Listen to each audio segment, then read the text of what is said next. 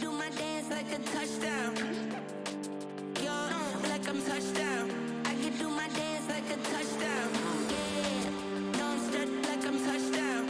I can do my dance like a touchdown. Yo, like I'm touchdown.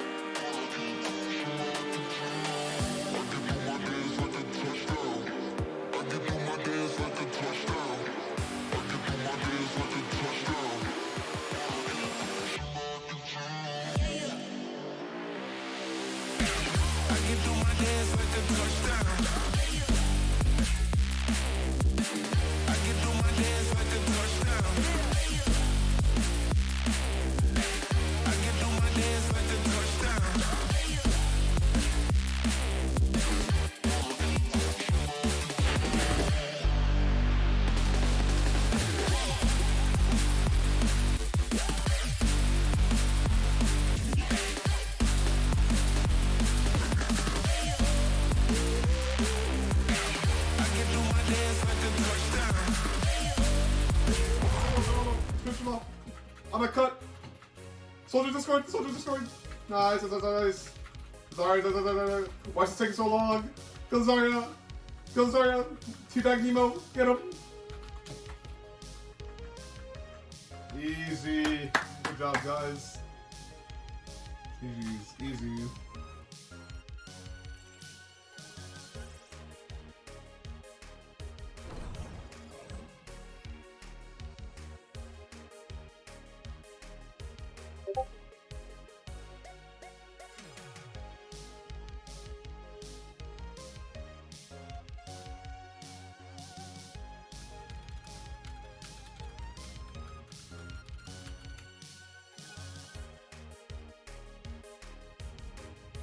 I'm in. Who the fuck are you? Ayo, what's up, fucker? What the fuck are you doing here? I'm the ExpressVPN made fairy, and your data is not encrypted, which means your files can be seen by anyone. No, my free play codes. Fear not. With the power of ExpressVPN, you are able to safely browse the internet and share files. That sounds like it would cost a fortune. No, you stupid bitch. If you use this link, you get a 30-day money-back guarantee and 3 months for free. Wow, what a deal. Thanks, ExpressVPN Fairy. I'm always here to help.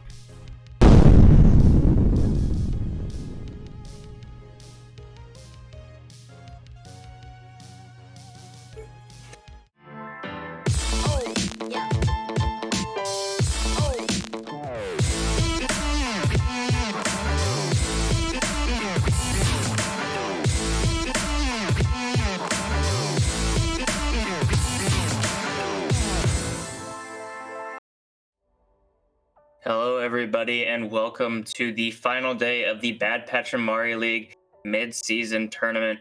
I am joined with Mona, and we have Resurge versus NightDrive as the first semifinal match of the night. Yeah, and it's pretty exciting match to start off with, right? It kind of feels like a David versus Goliath match. You've got NightDrive, who are like not really supposed to be here, but they've obviously been like proving their worth throughout the tournament. And then you've got Resurge, who have just like #1 seed, pretty dominant until last week, where they kind of struggled a little bit, but I'd still say they're the favorites for this tournament. Yeah, and one of these two teams will be moving on to our finals, which will be guest casted by Avast. So looking forward to getting to see that match, but we'll be getting into this one pretty soon. How do you feel about the strength of the lineups coming into this one? What is exciting me, both teams have like two different things that are really exciting me and what you want to be looking out for, right? I think on Resurge, you want to look out for Black Bear and Supportive, who are Drake and Dirt collectively, I guess, on the screen. They have been such a strong reason as to why Resurge have been like so good, right? Like they pull out wins out of nowhere with some incredible mechanical displays and real like huge pop-off DPS moments. And they really are a big reason as to why Resurge have been doing so well. But then you look at NightDrive, who've shown such like, they've been so consistent. They play really tight together, especially their tank and support line, right? Like from what I've been seeing, they don't push out too far out. They like stay together as a unit, and really like they've been playing together so very well, and I think that's how they're getting all these upset wins. So it's kind of two different play styles, especially when you look at the kind of comps that they prefer. NightDrive generally try and play the Ryan composition, while Resurge has been leaning more towards the Wrecking Ball. So it's going to be interesting to see how those two comps play out, the sort of pop-off DPS versus a more like consistent brawly composition with NightDrive. Like, it is definitely two different systems coming up against each other. Yeah, two very different systems and seasons so far. NightDrive the 13th seed and Resurge the first. So very very uphill battle coming up for them, but they've gotten here for a reason. First map we're going to be going into is going to be Numbani. So not really sure what we're going to be expecting. Probably seeing an Ashe maybe to control that high ground on defense, but it'll be interesting to see what they run. Yeah, Numbani is going to be a very weird map to start off with for these guys, right? Because it's generally a map where Wrecking Ball can kind of struggle at times is when a map has really, really strong like verticality to it, like that Numbani first point, right? Because sometimes if say NightDrive are playing a Winston has a little bit easier access to hop off from like point to the high ground, so you can test people a little bit better, while Wrecking Ball can sort of get stuck sometimes in certain parts of that first point. So we see, I wouldn't be surprised if we see Resurge sort of struggle, especially on that first point. And then once we start getting more towards the second and third point, if they do figure out the cap it, where they'll be able to shine a little bit more. But I do think what's going to help them there, especially, is Black Bear on the Echo. He's been doing incredibly well. Like, I don't know how he's doing it, right? Because he's showing mechanical things that are just unreal. He's pinpoint accuracy with the Echo Beam, right clicks landing from like anywhere. So he's definitely going to need to help support his tank line and trying to take that high ground position and when they're maneuvering, especially. While NightDrive, I've seen them sort of flex around to the Winston a few times as well, rotating between the two sort of compositions. So I think they have, although I'll say Resurge is a top seed and they should be generally like favored for the most part, I wouldn't be surprised if NightSurge put up a real fight on this Numbani map and even figure out a way to take it. Yeah, Numbani going to be a very interesting map, but we still have the two other games, or after this one, we have the other semifinal and then the finals to go into. So the other side of the bracket is pretty interesting. We have Hog and Ball Dynasty, who came out of nowhere really, beating Clients, upsetting them in the first round, and then the Sydney Surfers have just been on a tear throughout this entire tournament. Yeah, it's almost like a kind of like a complete mirror, right? So on one side of the bracket, you've got the team pulling out upsets out of nowhere, and then you got the higher seed team that are just sort of been dominant throughout any team in their wake. With both sides having such a mirror, you're really hoping that no more upsets come through. Like, at least one side of the bracket, you want one, like either NightDrive or Solomon Salamanders, one of these teams to pull it out and give us like an exciting underdog like fight in the finals. Yeah, it'll be interesting to see if any of these lower seeds, the 13th and 14th seeds, if they can make their way into the finals against the first and second seed. And I think if one of these two teams is to get past, I think they'll have a lot of momentum going into that finals, with coming off of a big win against a much higher seed and finally making it all the way to the finals. I think that would be a big confidence booster for them going into those finals. Yeah, I think both teams today want to start out super strong, but especially Resurge, right? Resurge struggled in the quarters last week a lot more than I think they would have liked to, especially against a team that they have like proven that they have been, been able to put up good performances before in the past. But they really, really struggle to get here to the semifinals in some instances. So you want them to put out, come out guns blazing, get aggressive in there, try and take these fights fast and build that momentum to not only help them throughout the semifinal series, but take it towards the finals, right? They want to be in a position where they are confident in their abilities, confident in the fact that, they can beat whatever team comes up on them, and that they deserve the number one seat. Yeah, I think Resurge has definitely shown themselves to be a very powerful team so far this year, and it's only going to continue, or it should only continue tonight to at least get to the finals. I think for both of the upper seeds on the bracket, I think anything less than a finals would have been kind of disappointing. So it would be kind of it would be unfortunate if neither of these teams or if one of these teams missed out on making it to the finals.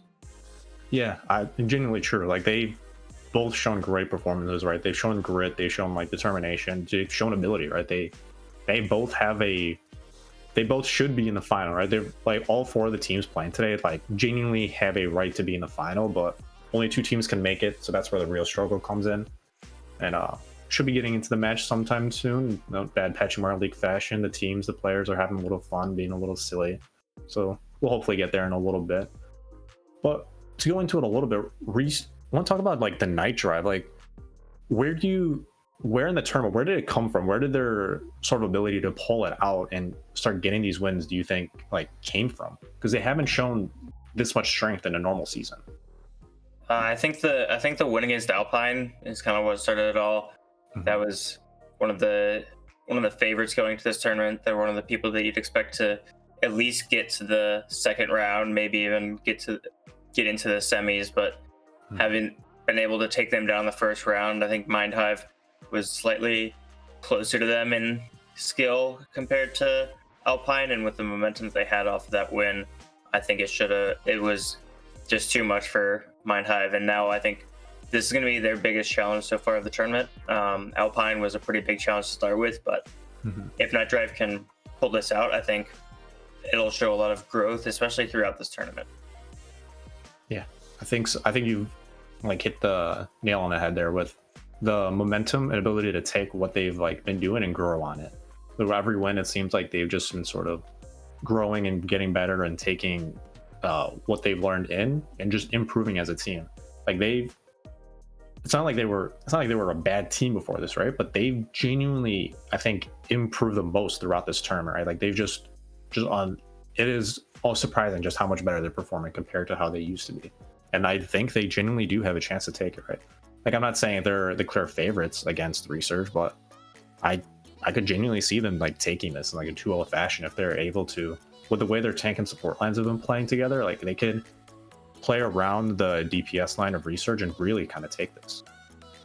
Yeah, I really think that the first map, Numbani, is going to be really important. I think that's going to kind of set the tone of how this series is going to play out. I think if you're able to get the first game, I think it's going to be pretty hard to come back and reverse sweep it, especially with how much is on the line for each of these teams.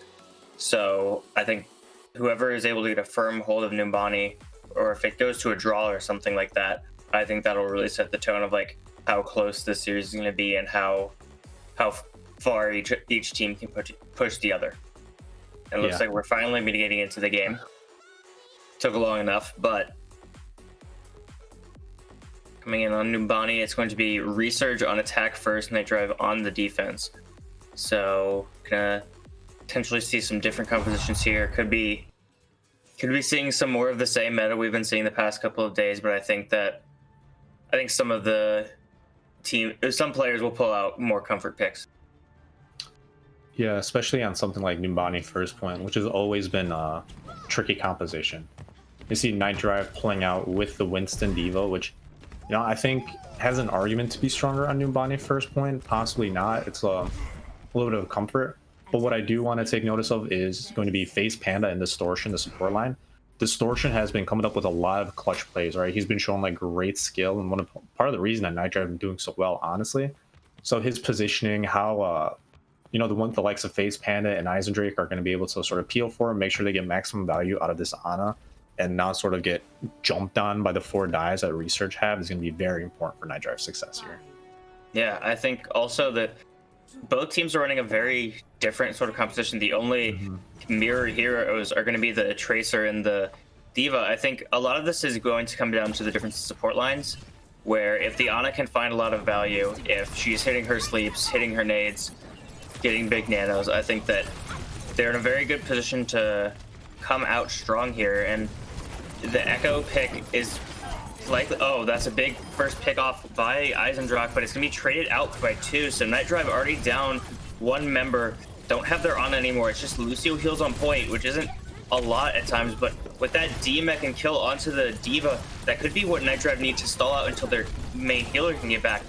But as this fight continues to draw on, I think it's more and more coming out NightDrive, although with Wadette dropping to Black Bear, that might be changing the fortunes, but FaZe, Pepe, and Panda are just going to come up big and end that fight there.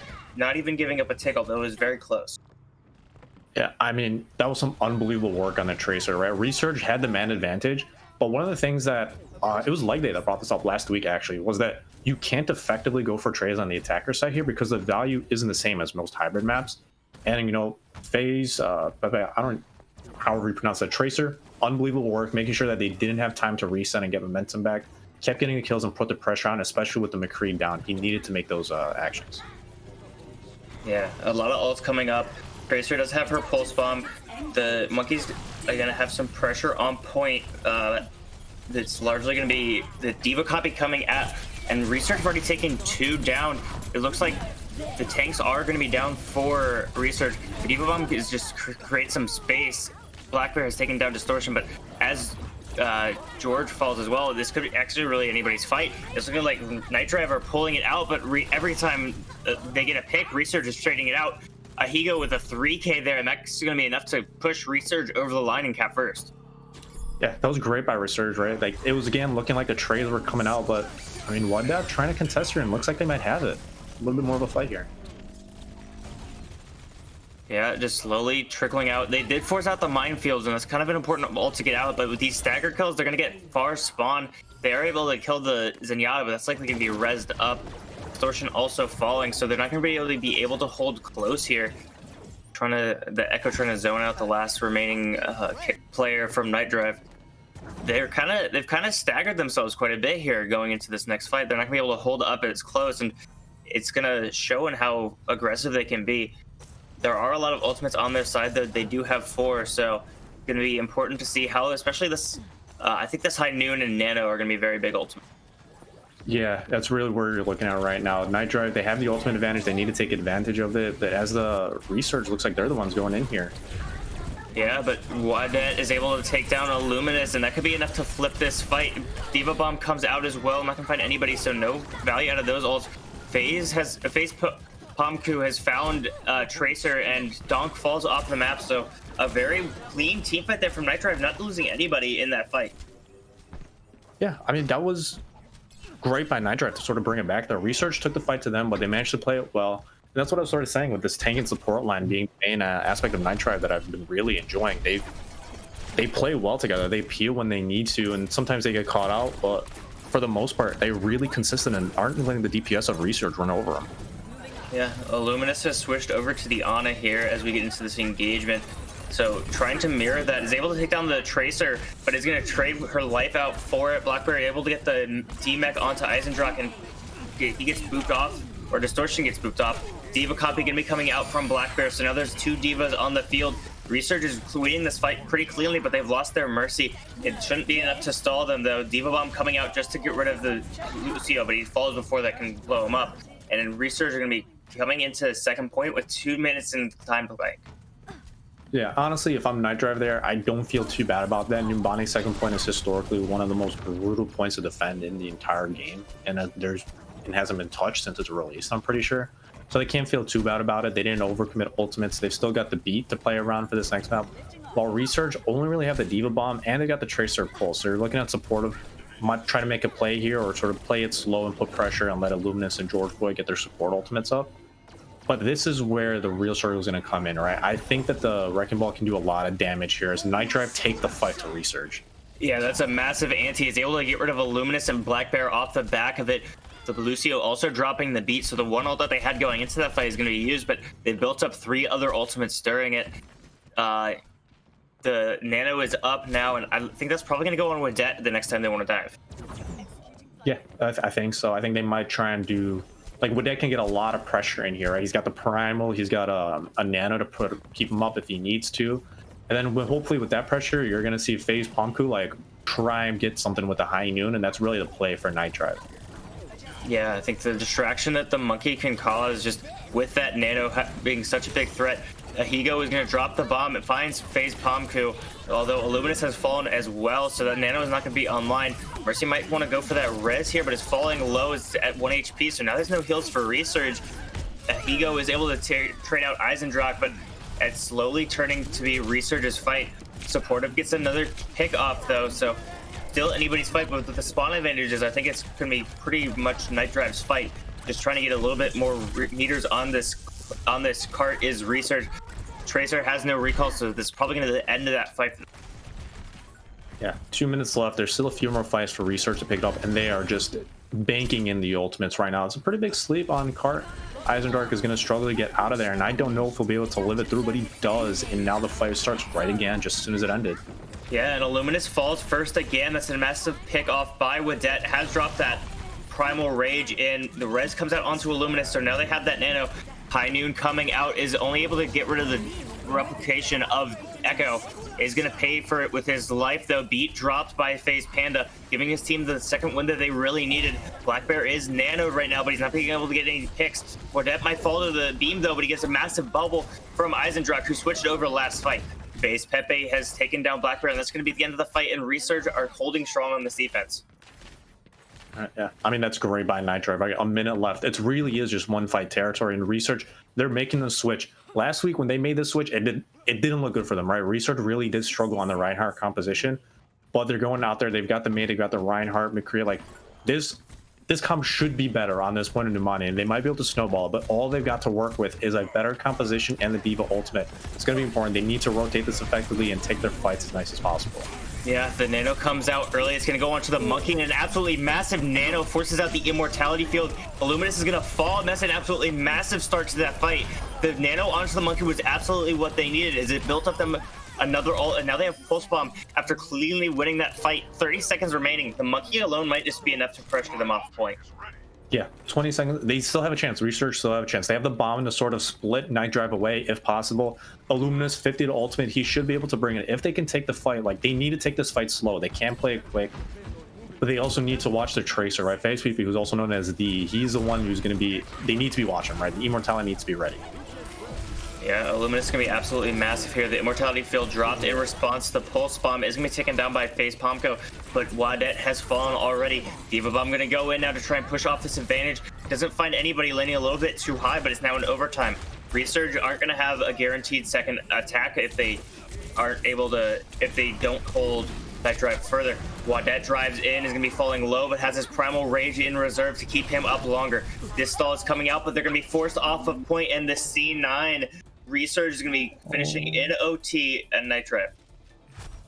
Oh, the poor Winston, he just couldn't get, like, it's kind of hard, right? There's a Mei on point. They have so much CC and pressure on the point, and it's just it's hard, right? It is hard, but he could have been there a little bit more. Maybe the rest of the team could have followed in.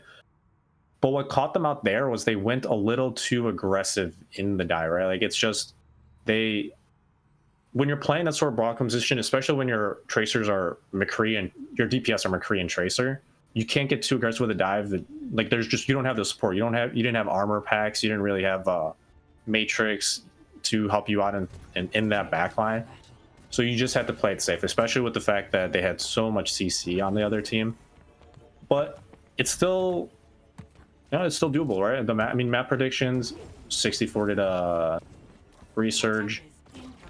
NightDrive still have a chance, right? If they can finish with over a minute left on the clock, they can force either a draw or a win on their side, which would be massive considering the seed difference on the teams. Yeah, NightDrive and Resurge both coming out with the exact same teams that they had last round. Going to be having to see, they're going to have to be the same effect if NightDrive wants to win this. If they can get more value out of their comp early like they did last time, and they're able to get a decent time bank going into first point, I think that can really give them a chance to continue to snowball this fight and take it this first map. Yeah, and you want NightDrive to take advantage of the fact that they're running the Winston D.Va, right? They easy maneuverability between the high and low ground, being able to pressure point and the high ground within like seconds of each other. You want to see them play around that to their benefit. Yeah, Panda's gonna fall low here early, has the Discord on him, needs to get healed up if they want to keep being in this fight. Pomko also getting that Discord is gonna be falling low as well. Panda has fallen too supportive in the backline, but that's gonna be traded out for Illuminous. Both teams now without a healer, but as Distortion falls, there's no heals for NightDrive at all. Resurge is firmly taking control of this point and defense, and they're gonna be winning that team fight early, giving themselves a bit of momentum and quite a big ult bank, or ult advantage coming up. Yeah, that was really well played by Resurge. A minute off the clock already. Only really lost one. I think this composition, I think the Echo here is going to be prove absolutely brutal, right? And especially with the Zen with the Mercy Pocket really is just going to be borderline immortal for Resurge if they don't figure out a way to sort of communicate their dives together properly and play this attack as well as they can. They need to be watching out for Blackbeard, especially because he's already about to build his ultimate. Yeah, I think Pomko is going to be the biggest part of this, as he is the hitscan DPS, but Eisendrach falls early with the help of that Discord Orb. Supportive getting a lot of value on this Tracer so far, but Pomko coming up big, taking down Blackbear. Pepe loses the Tracer duel though, and Supportive is able to take down Distortion, but somehow, some way, NightDrive are back in this as Pomko falls though. That might be the end of this fight. Panda hanging on to a little bit of health as he tries to get away with that Discord Orb, but he abandons his Winston and he's going to fall in the process. Wadet is so close on that ultimate, but as Panda falls, it's going to be another lost team fight and a lot of time off the time clock for NightDrive. Yeah, I mean, I was saying this earlier where the map, it's like they're equidistant spawns between the attack and the defense, right? You can't get value from the trades as much as you would on other hybrid maps when you're on the attacking side. So you need to be playing these a little bit safer, right? Like if you get the pick, if you get a trade or two, maybe re-stabilize a little bit, try and find another opening, but you can't just sort of over-aggress into them. But they have the primal, they have sticky, but as D gets caught out immediately, it's going to be a rough first fight. Yeah, this is an absolutely massive pick. There's no res, so it's going to force a regroup and take a lot more time off this clock. A minute and a half left to get this first point, and the ultimate bank of Resurge is almost all 6. NightDrive has 4 of their own, but with Rav being so far away, Eisendrach hasn't really been getting much progress on that ultimate, and Nano being used last fight, it's a big ultimate disadvantage. First ult comes out from Blackbear. He's going to copy the Tracer and wins the Tracer duel against Pepe. Supportive gets a massive pulse bomb onto Distortion. Blackbear's already building up his second one. Transcendence is forced out for somehow, and Higo is able to take down Wadet. 60 seconds now remain, and NightDrive has to get this next point, although they do have a slight ultimate advantage. Yeah, I mean, that was a play and a half by Blackbear, right? Like, you copy the Tracer, and then you, like, win the Tracer duel. Like, that is just something else, really. But, I mean, Resurge have been so well in rotating their ultimates up until this point. They kind of used up both support and DPS ultimates, and now they only have Mines and D-Ball. And considering how important Mines can be on this map, it might just be enough. Yeah, Panda is going to drop the beat early, but Pomko is going to be knocked off the map, unable to get his ultimate off before he died. Pepe is going to need to get a massive pulse bomb, but Wadet and Distortion have fallen, and those mines are proving to be deadly. Resurge now has only 15 seconds left to hold, and with Eisendrach falling off the map, although the ultimate advantage is still in NightDrive's favor, they don't really have the ability to capitalize as Pepe loses his ultimate and his life is going to be unable to touch. If anybody was going to be able to touch, it was going to be him. It's going to be Wadet coming in on the Wrecking Ball, going to be discorded and killed almost immediately. Pomko is going to get killed in the process of using his ult, and that is going to be Resurge holding on a full hold on Numbani, and is going to take a 1-0 map lead. I mean, I said the Wrecking Ball comp might struggle a little bit, but I was just completely incorrect. Resurge really just, I mean, that was such an impressive pull, right? They were dominant in the neutral, they rotated their ultimates effectively, and Donk was just able to control the space. And like, man, I thought he might be able to struggle a little bit with the pressure of an Ana and Lucio, but the support line between Distortion and Lucio just were a little bit too split apart. They weren't playing together enough to the point where it didn't matter. They were able to pressure that backline super effectively there. And I think that's one of the main reasons that Resurge were able to sort of run away with it on the defense. Yeah, I think Resurge just had a much better defensive composition, although it doesn't seem like they would with the ball and the Diva. I think they kind of struggled a bit on the offense because they weren't able to set up the ball to be wherever he wanted to before the fight started. He kind of had to make his decisions as the fight is starting, but now on the defense, he's able to get so much more done, get it in much better positions. You saw in the play of the game that he was able to just pop off so hard, knocking people off. And I think it also came down to the DPS difference as well. McCree is a valuable hero, but Echo just can do so much more at times, and I think that really showed. Yeah, if the problem is that if you're playing McCree and you're playing Ana, you need a strong backline that can protect each other, because both those heroes need like support, right? They're not self-sustaining champions. They're not our heroes. I mean, like in that instance, the Lucio is going to struggle a little bit, and you kind of need the Brigitte. You need like a sort of it's almost like a 3-3 split between your team, right? You have the Winston, Diva, Tracer in the front line, and then you have the back line of the McCree, Brig, and then Ana. That back line is pretty much immortal. Like, how can you really dive that unless it's super coordinated and a lot of pressure, or maybe you just hit a couple lucky shots, or they miss all of their stuns somehow. Like, that is what you want to see from NightDrive, because the Ana Lucio, while it's a little chaotic, while it's a little aggressive, the Lucio was like, you saw him frag out a little bit. It wasn't really enough to sustain the pressure that Resurge was pulling out.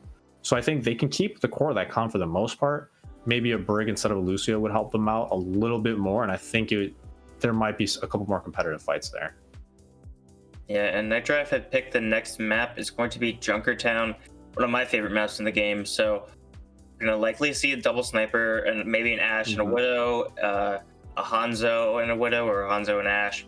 Some sort of combination of those three heroes, and then probably gonna see similar compositions with the dive.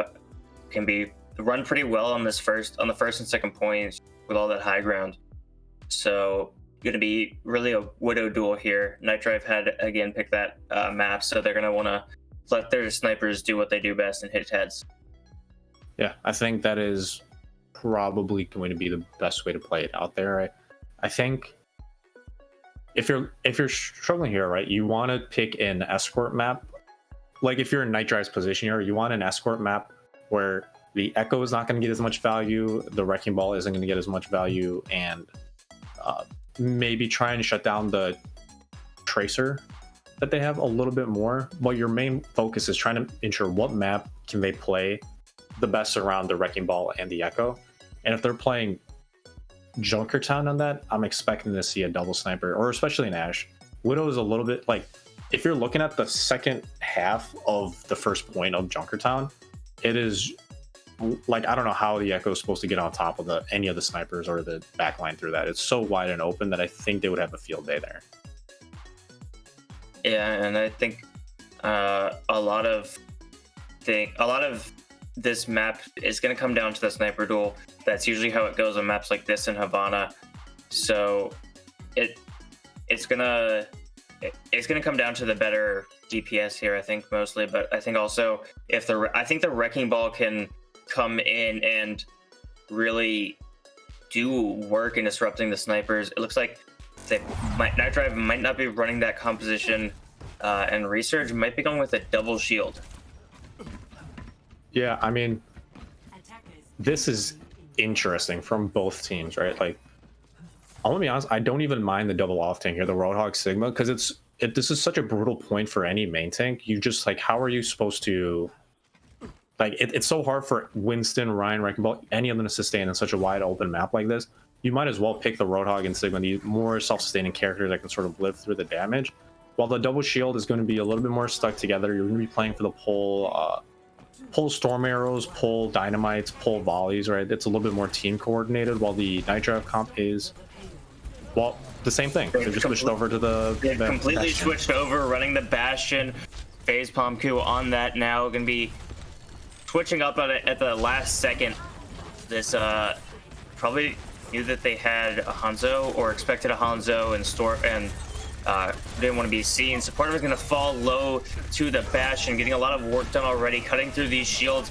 Resurge doesn't really have the composition to deal with this. They kind of expected a double sniper composition, but Illuminus falls early as Pomku has come back on the Bastion. Where did he... Or no, he's been on the Bastion, my apologies.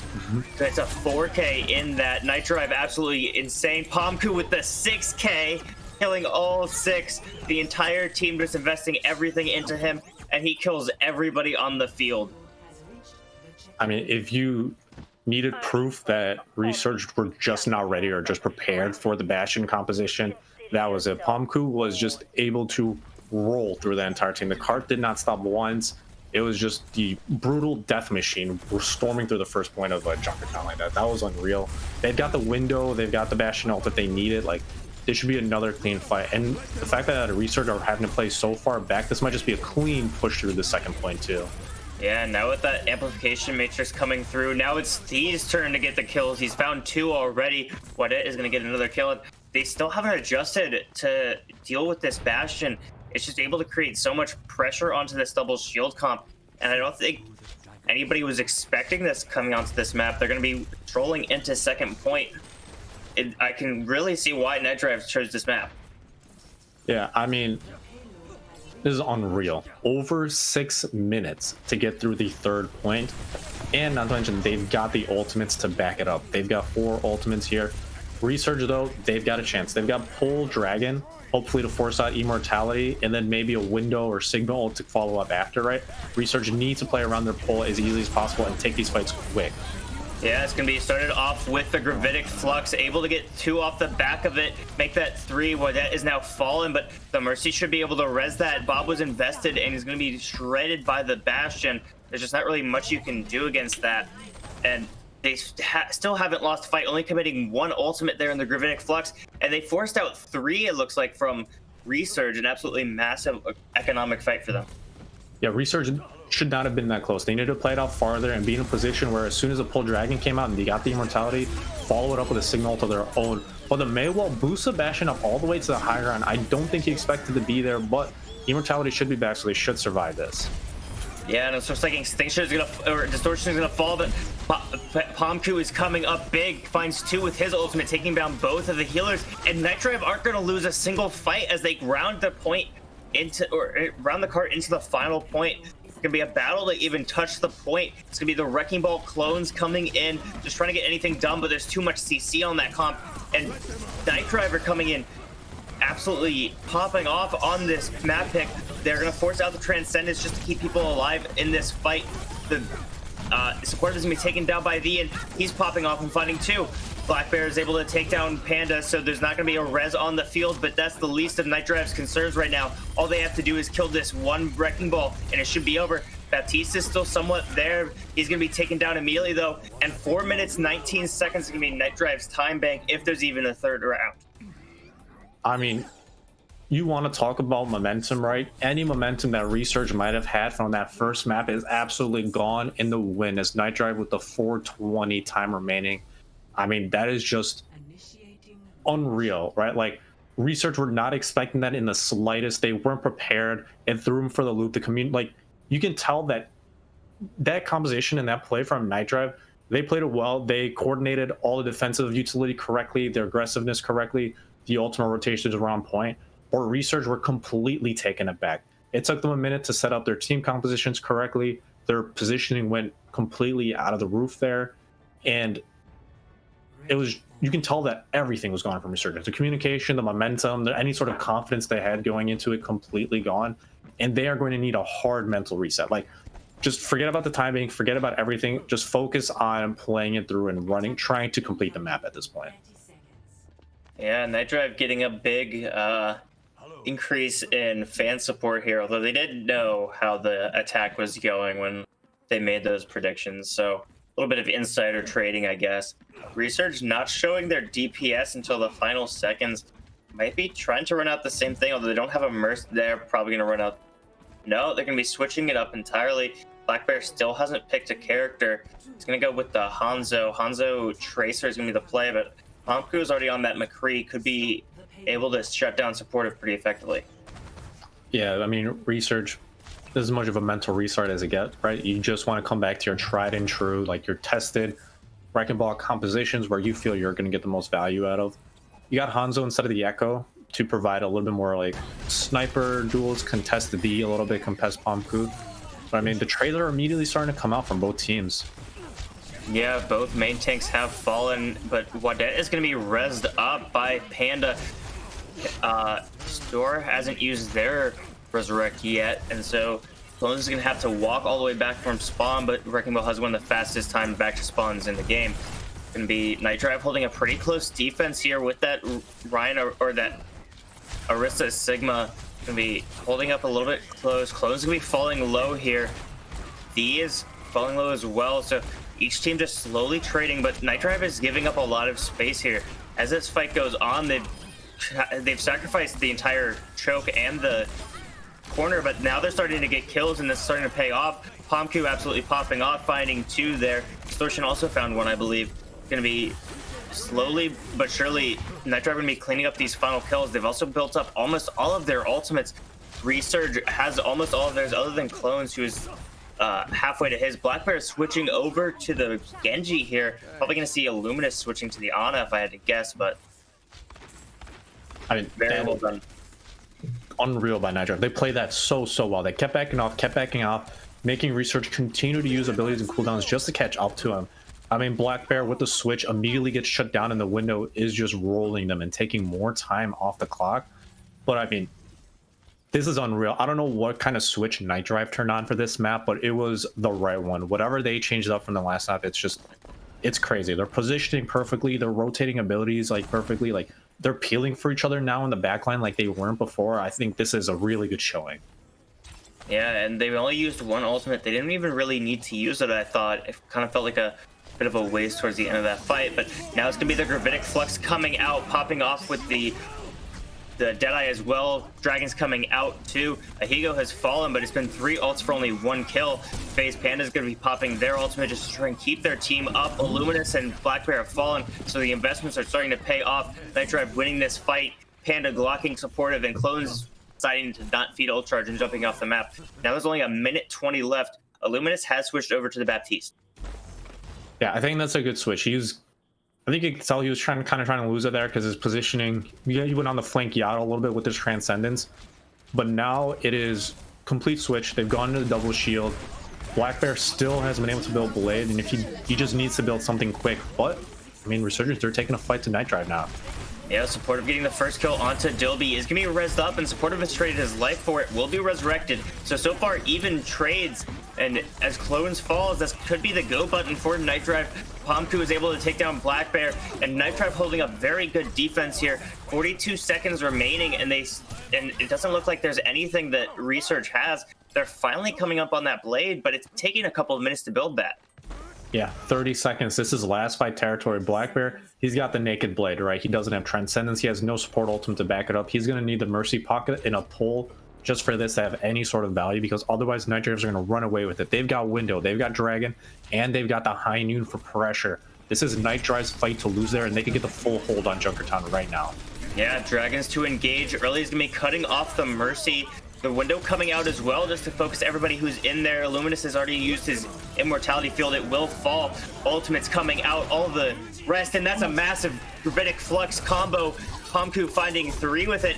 Gonna be the Blade being popped. Not gonna have to be finding anything though. And NightDrive pulling the reverse Uno card and full holding Resurge after getting full held on Numani. I mean, what a turnaround from NightDrive. That was actually unreal, right? They played that so unbelievably well. And you could say maybe the attack was they caught him off guard a little bit with the Bastion composition, but that defense had nothing about no Bastion cheese, no like pirate ship like tactics. That was just genuine outplay, right? The way they rotated their ultimates, their support line peeling for each other consistently. Their tanks were never getting a little over aggressive.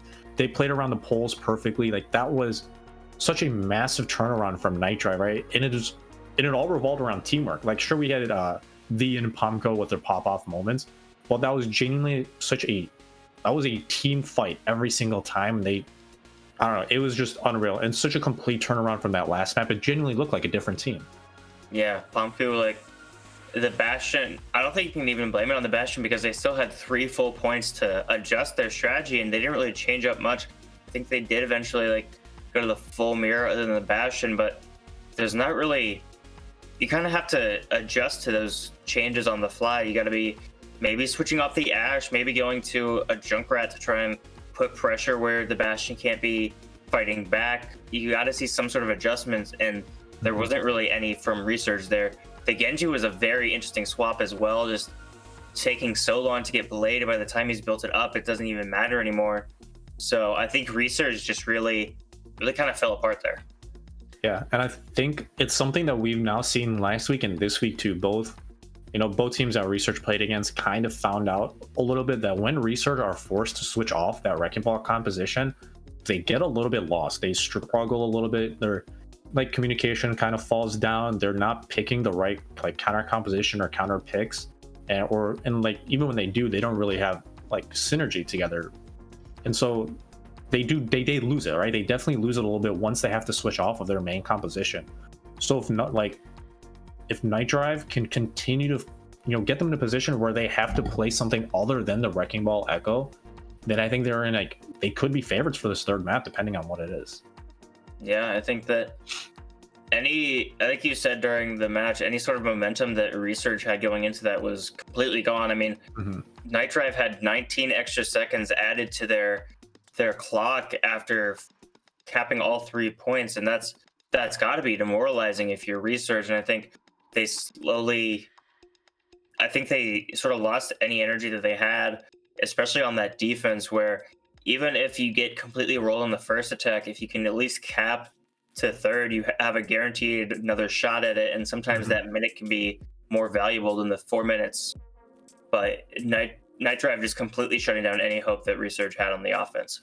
Yeah, and it wasn't like the momentum got stopped, right? It got completely flipped around. At least that Numbani map, like, it's actually pretty similar. It's the fact that one team got all the way to the end and the other team got full held, and now it got completely switched to the other way around. But apparently the next map is Busan, and that is a Resurge pick, and you got to think that they're picking a map that's favoring their composition. Yeah, I think the Wrecking Ball can be a very good pick on this map. I mean, if you're able to get things going with on Mecha Base, being able to just cause a lot of disruption on the high ground, booping people potentially off the map, and then I think going on a map like Downtown where you can boot people off the map right next to point, and I think the ball can really do a lot here in Busan. It really can. And the only place where I think the Wrecking Ball would really struggle is Mecha Base. That is maybe a situation where NightDrive can, so I would even say, had the advantage, because I think Double Shield can get a lot of value there too. Maybe not as much as a Brawl composition, but still get some value. But if NightDrive want to play the Double Shield, this is probably the best Busan map for it, right? You've got the big bongos in the middle. You can really play the team split apart a little bit, like far away from each other, get a nice like divide between your shields and your backline. This is where I think Resurge need to pull it out, right? If Resurge need to come out, win this first fight, put their stamp on the game back again. Otherwise, I see NightDrive just running away with it. Yeah, and both teams looking like running similar comps to what we've seen them be their best at. NightDrive on that double shield, they were able to get a lot of value on Junkertown, and Resurge on that ball Diva, getting a lot done on Numbani. So each team going back to comfort picks, although this time V is going to be on the Torbjorn on attack of all things, but both teams going to be meeting in this middle sanctuary.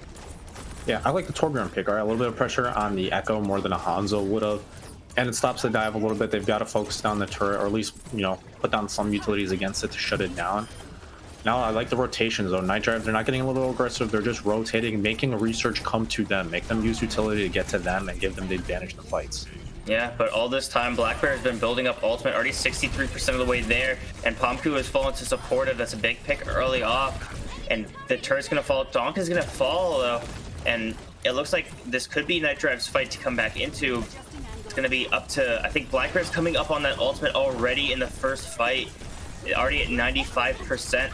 Is going to get it, might pop it as soon as he sees somebody he wants, but it's going to be the window now available for distortion.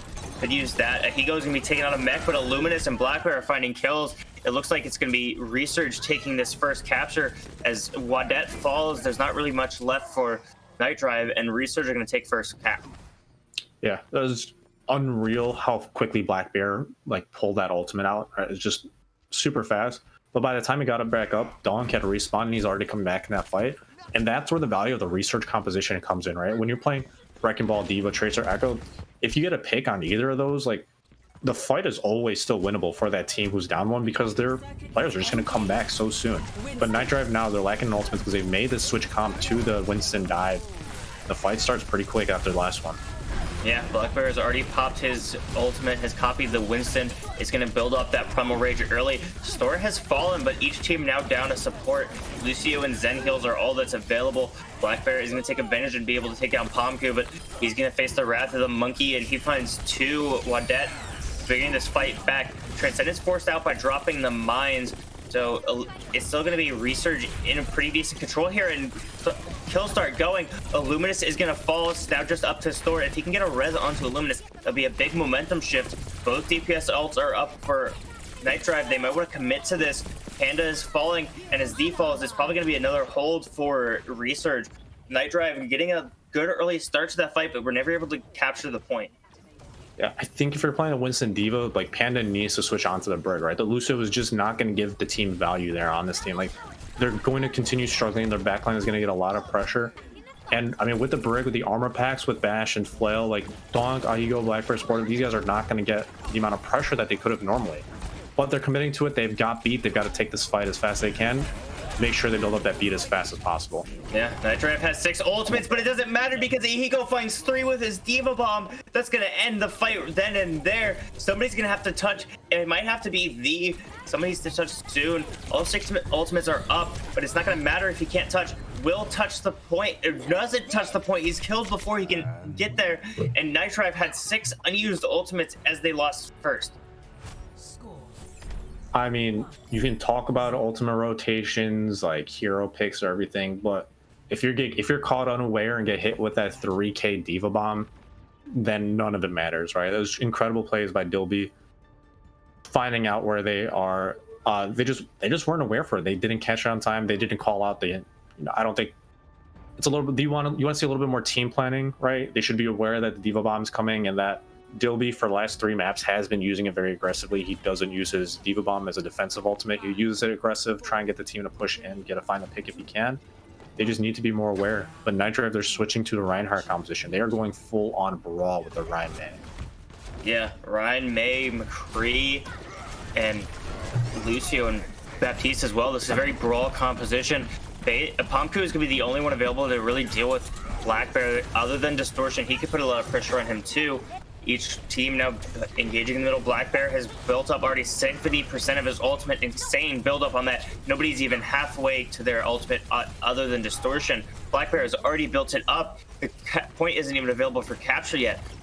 Blackbear going to be taking Dilby out of mech, and that's going to be the duplicate coming out onto the Rhine in the first fight. Ahigo is taking down Dilby, so now there's one less player that Resurge has to deal with. Blackbear's gonna be taken out of his copy, but that's actually just a buff for him as he finds 2 immediately afterwards. Supportive has fallen. It looks like Pomku is trying to even things out. He's almost has his ultimate, but Illuminous is gonna shut him down. Donk is gonna fall, and it looks like it's still gonna be Resurge as they have flipped the point. The res is gonna come out onto Ahigo now, be able to remech quickly. Dilby's still saying this fight is winnable, being able to take down Illuminous. He will lose his mech for that. The finding Blackbear, and the beat is dropped only onto Dilby and Panda. But the Wrecking Ball is now coming back in. Donk is in the fight. Supportive is getting kills though. And Wadet is gonna fall as well. 2 melee kills to end out that fight. An absolutely insane fight for first. And I think Panda just got hit by a train. Yeah, I mean, what in the world happened? That was like 5 fights in one, and Resurge managed to get the point in the middle of that. So all the ultimates that NightDrive committed to win that fight were in vain. As Illuminous finds a pick onto D, it's gonna make him struggle a little bit more. You see Distortion switch onto the Yana, a little bit more of a comfort pick. And this is really, really, really bad for NightDrive, right? Resurge has a point. They've got about 50%, and they're going to have 6 ultimates at the start of this fight.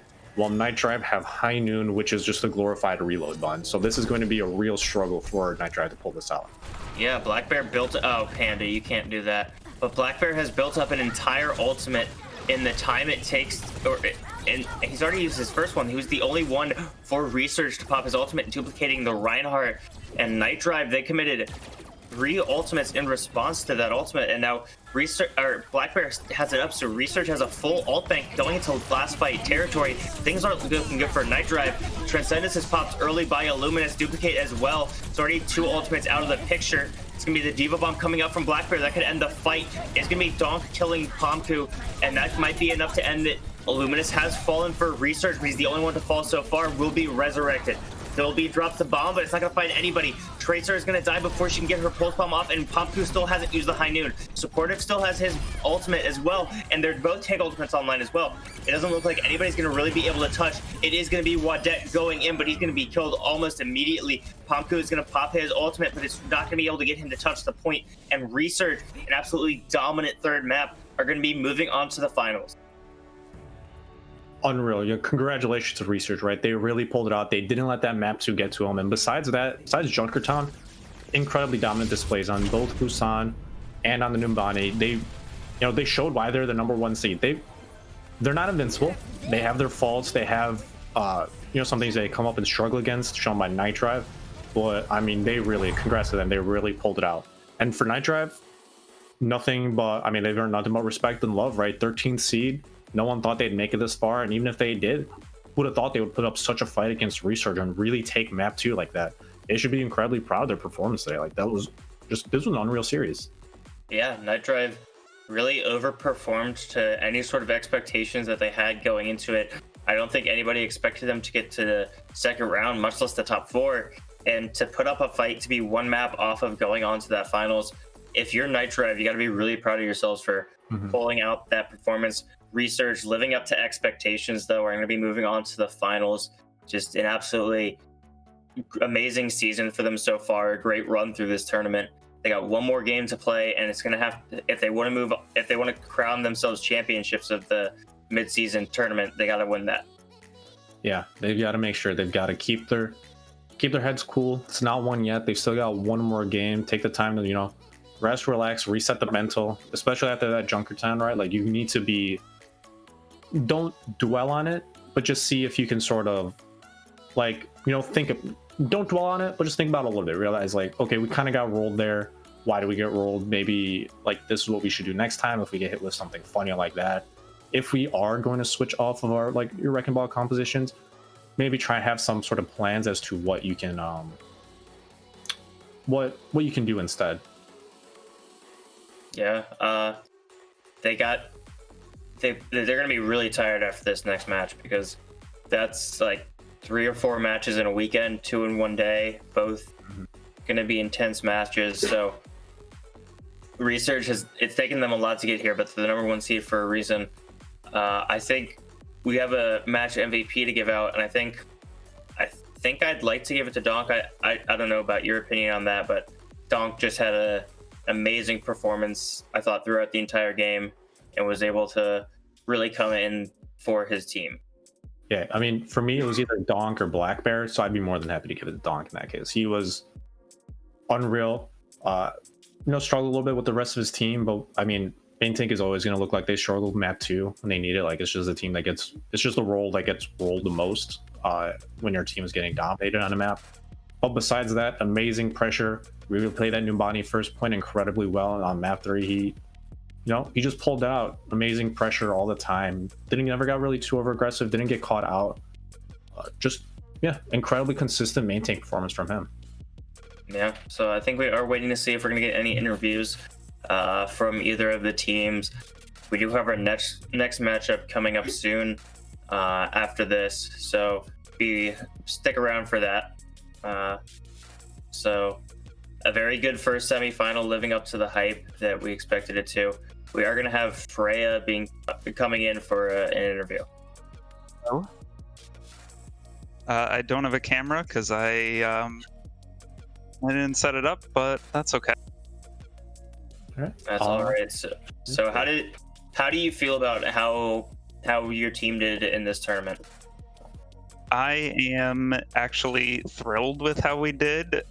We went so much further than any other team thought we would do.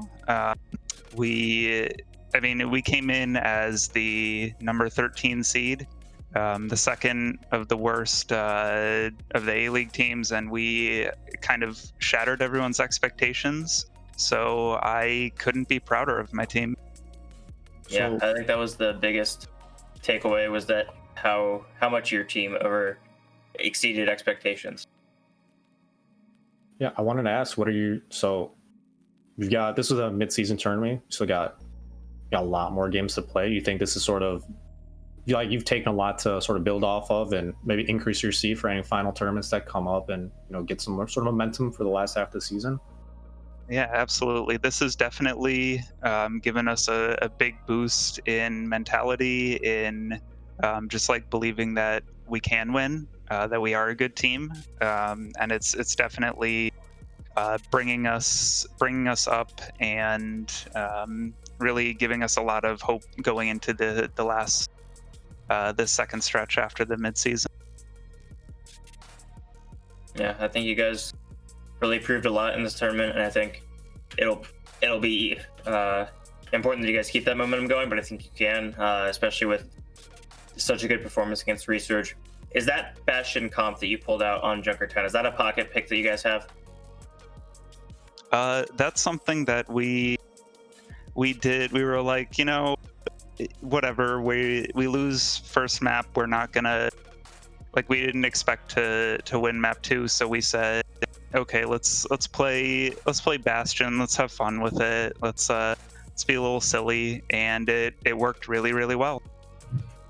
What were the comms like when you finish up? Like, you got full health and buying your first point, and then going to map 2 and you finish with 420. What was like the atmosphere in the team? What were the comms going like then? I can tell you exactly the words that were said. It was the entire team going sheesh.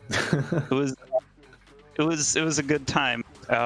It was just very, very happy, like ecstatic comms. It was great. Yeah. So I think we are going to go to break. When we come back, we're gonna have the final semifinals. It's gonna be Hog and Ball Dynasty versus Sydney Surfers. Hog and Ball, the 14 seed, really upsetting the clients in the first round, and have continued that momentum. Sydney Surfers, pretty much this is the mirror image of the other of this bracket. Sydney Surfers, the 2 seed, they're the expected favorites, but Hog and Ball Dynasty have a lot of momentum coming into this series, so it's gonna be interesting to see who Resurge will be facing in the next and final round, and we will see you guys then. GG's Resurge.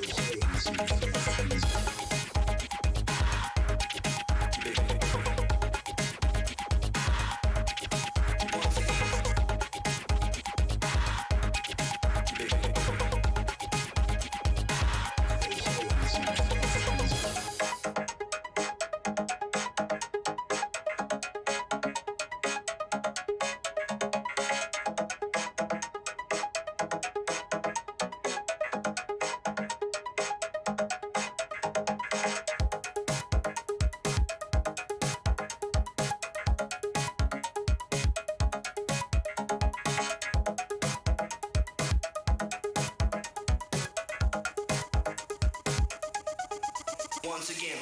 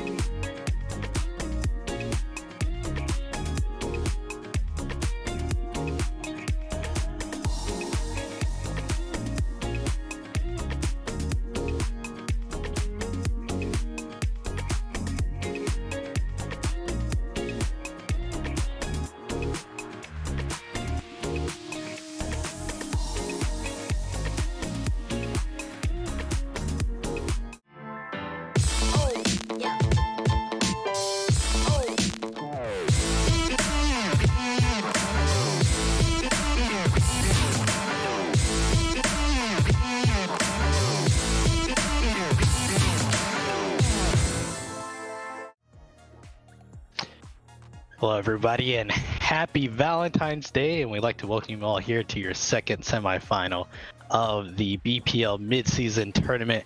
My name is Pioneer, I'm alongside Rain here, and we're excited to bring this one to you. We have Hog and Ball Dynasty against the Sydney Surfers.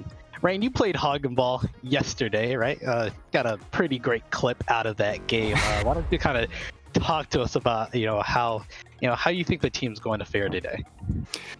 Right, so yeah, Hog and Ball, they came into this mid-season as the lowest seed. I don't think most people in the community thought they were going to do very much, especially considering the clients chose them as their opponents up first in the first round, and then they swept them 2-0 in a completely dominant fashion, surprised everybody, broke pretty much everybody's brackets, pretty much, along with the KBC PXP game. That broke a lot of brackets for people, I think.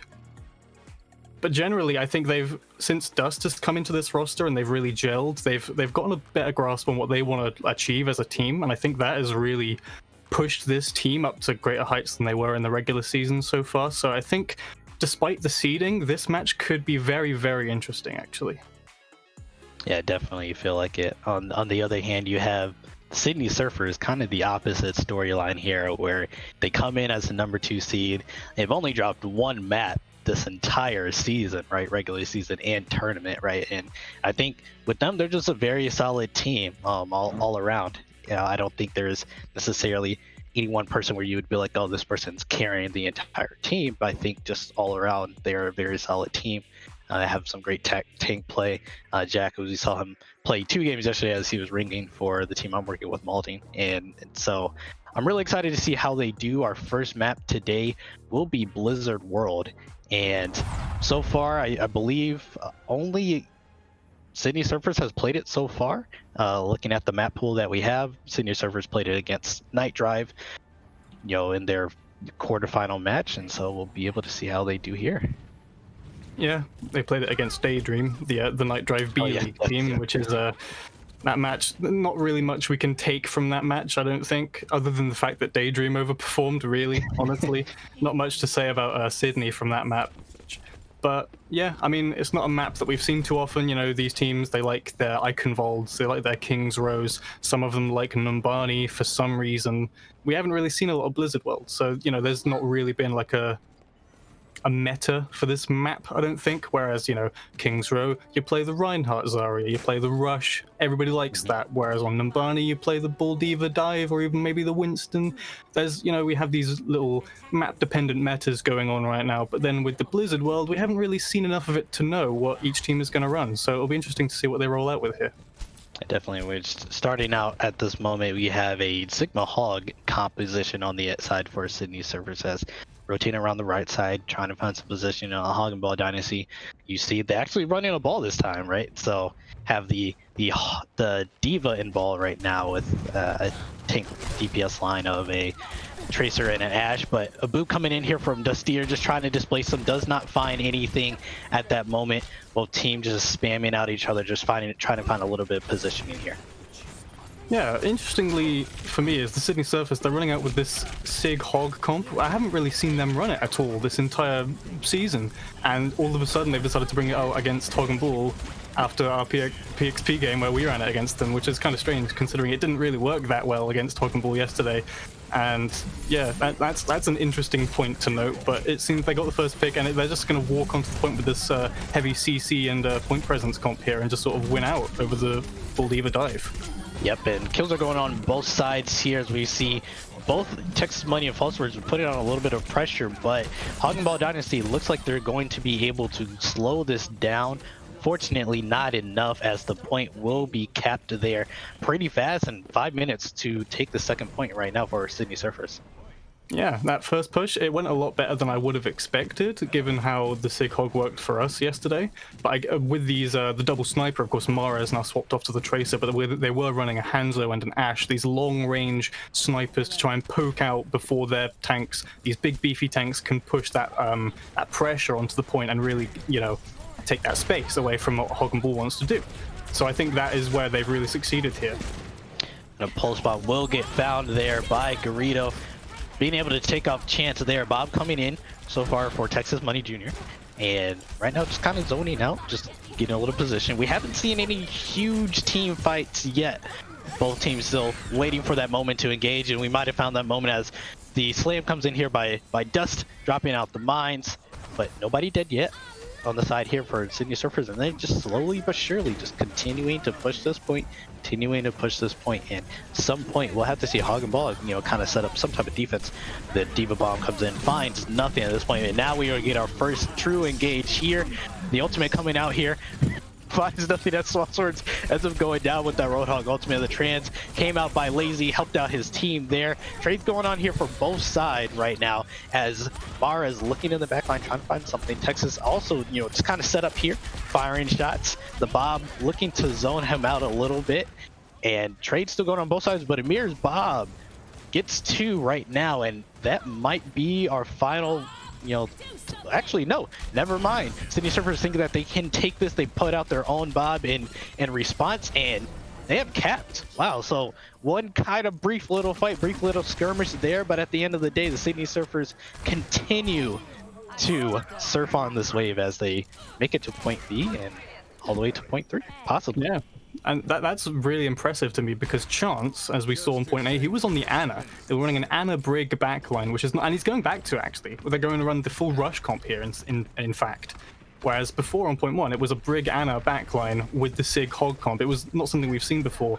And before they even got a Nano, he swapped off to the Zen. So they didn't have that Transcendence ultimate. So the fact that they have already pushed this far without a single ult from their flex support is really impressive to me. Mara will win that 1v1 Tracer battle. Mara coming back, unfortunately wasn't available yesterday, but Mara is definitely making their presence known today as they found 2. Does Money finds 1, but gives his life as he takes that pulse bomb. Sydney Surfers still continuing to push this point so far. As you can see, at this point, Moopy just kind of zoning them off. This you know, swap over to the Rust comp looks like it's worked so far, but the respawns will help out Hog and Ball Dynasty as they will be coming back into this point first. And Sydney Surfers decides, you know, we don't need to take this fight right now. We don't want to take this fight. Let's just disengage. And finally, Hog and Ball will, I believe, get their first like true fight win at this point. The first definitive hold for Hog and Ball, and it comes out of, you know, these respawn advantages and the rally coming out. Got all this AoE healing on the point. You can sort of just stick it to them, and they can't push onto you with this rush comp when you've got the rally going. So there's not really much that Sydney can do there. against this ultimate that's very strong. This rally, it's been strong since Brig came out, and it's still really strong. It's the reason she's still picked at all, and it just completely stifles what Sydney Surfers were trying to do there. I knew comes out finds nothing but Nemo Coffee finding 2, right? And so far, hey, just another one ultimate that's out, one fight that's won here by Hoggenball Dynasty. Great job there, Nemo Coffee with the bomb, and Sydney Surfers will be forced to kind of reset, regroup, and figure out another plan to go in. And this is where we can really see Hoggenball start to dig their heels in and really take up this defense for once. Like, we're cycling these ultimates, they win that fight off of just a D.Va bomb, and means we can build up these DPS ults that we're going to have up soon.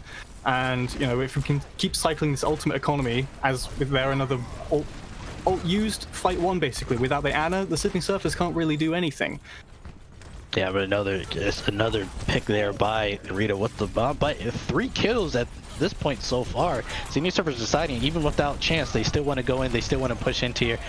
They do have the grab coming out, being popped there by Moopy, will hold everybody off the point, and that will be a pretty solid cap here by Sydney Surfers. A couple fights lost there on point 3, but at the end of the day, still able to finish it out, and a great amount of time left in the bank. 2:03 left on a a hybrid map, still pretty solid. So great job to them. It will now be Hoggenball's turn to respond to make it their chance to push the cart all the way through the end of this map. I think that's the strongest caster curse I've ever given someone when I say, they can't do anything without the Ana. Hoggenball are completely safe, and then they get third capped because of they grabbed off the point and walled, and yeah. So sorry, Hoggenball, I didn't mean to on it. But definitely solid job there by Sydney Surfers as we look at the composition. They're coming back about on the same comp. Only swap you see right now is Mara onto that tour, but shout out to our observers. Beautiful map that we have here, that we are waging war on. That always gets me a little bit. We have all these beautiful maps and you have people just running around shooting each other on them. But hey, it's the name of the game. It's how it is. Sometimes things are necessary, but we got 10 seconds left. Be interested to see Hoggenball coming out about on the same comp as well. You do have a couple switches. Garrido will be on that Echo, and we have Mango onto the Brig right now. So I'll be kind of interesting to see how they'll decide to attack this point. I don't think a pacifist, no shooting allowed version of Overwatch would be very fun, but that's just me. That's just me. Interestingly here, Surfers, they're going out with the same comp that they attacked first point with, save, we've got the Torb here instead of the Hanzo. So they've rebought this Ana Brig backline, and it's something we haven't really seen before. Ana hasn't really been picked up over the Zen in almost any situations, much less these ones where you're running kind of something disjointed and weird. So it'll be interesting to see what value Chance can get out of it here. Yeah, Hoggenball trying to dislodge Sydney Surfers off of this high ground does not work, as a couple kills and a DMAC will go down onto Hoggenball Dynasty. Sydney Surfers holding on strong to this point, forcing Hoggenball to reset. They'll have to kind of figure out a different way how they want to attack this, and I think this Storm turret is going to be doing a lot of work. I think it was a very smart switch. They knew Amir, or they had Garrido on the Tracer, so possibly planning to counter that, but also Garrido coming out on the Echo helps out just as well for Sydney Surfers. And this tank line from Sydney Surfers is very heavily countering what Hoggenball are doing. The ball goes in, or the D.Va goes in, they get hooked, they get rocked, they get brig bashed, they get slept. There's just so much CC, more than enough to get that kill on that key tank and then win the fight off of the pick. And so that's, I think, good game planning from Sydney Surfers, knowing what Hoggenball were going to do here, both on this attack and defense, and sort of comp planning around it to try and counter combat. Yeah, but they also do get pulse bombed and they get beamed down by Garrido, as it looked like at first Hoggenball might have had the kills to be able to cap this point. Garrido off on their own, just doing what they want, swaps onto the Hog with the duplicate, hoping to build to that whole Hog, gets a kill onto his Hog counterpart, pops the whole Hog bait, and it looks like they will hopefully be able to, finally cap this. But the rally coming in by Meester might be able to help out Sydney Surfers, being able to help them stop the push onto this point. Trades going on back and forth. Meester looking in a little trouble. Meester is down. And Hoggenball Dynasty, couple failed pushes, but ultimately will be able to cap this point, moving on to point 2. Very back and forth fight there, very back and forth. Trades going either way. I don't know about that rally investment from Meester. I think there was only him and Mara left on the point at that stage, and even if they were to get the full value out of the rally with only 2 people, I don't think it's really worth it. So they probably want that ultimate back. I don't know if that was a miscommunication or maybe just, you know, some bit of that gung-ho spirit coming out from Meester and the Sydney Surfers, thinking they can still win that fight. But yeah, not the best use of that ultimate. Hopefully they can bounce back here. Mir going a little deep there, ends up getting taken down. The high noon will find too lazy as well, and Sydney Surfers taking an aggressive fight here, winning it at this choke, which can sometimes be a very difficult spot of this map to push in through. And they decided, hey, we kind of want to, you know, do a little spawn camping, you know, throw back to the days of Selfless, you know, just holding high ground right here, holding close and making it a little more difficult for Hoggenball Dynasty to get out. As much time as they can burn off the clock here, the better, because they've already full capped.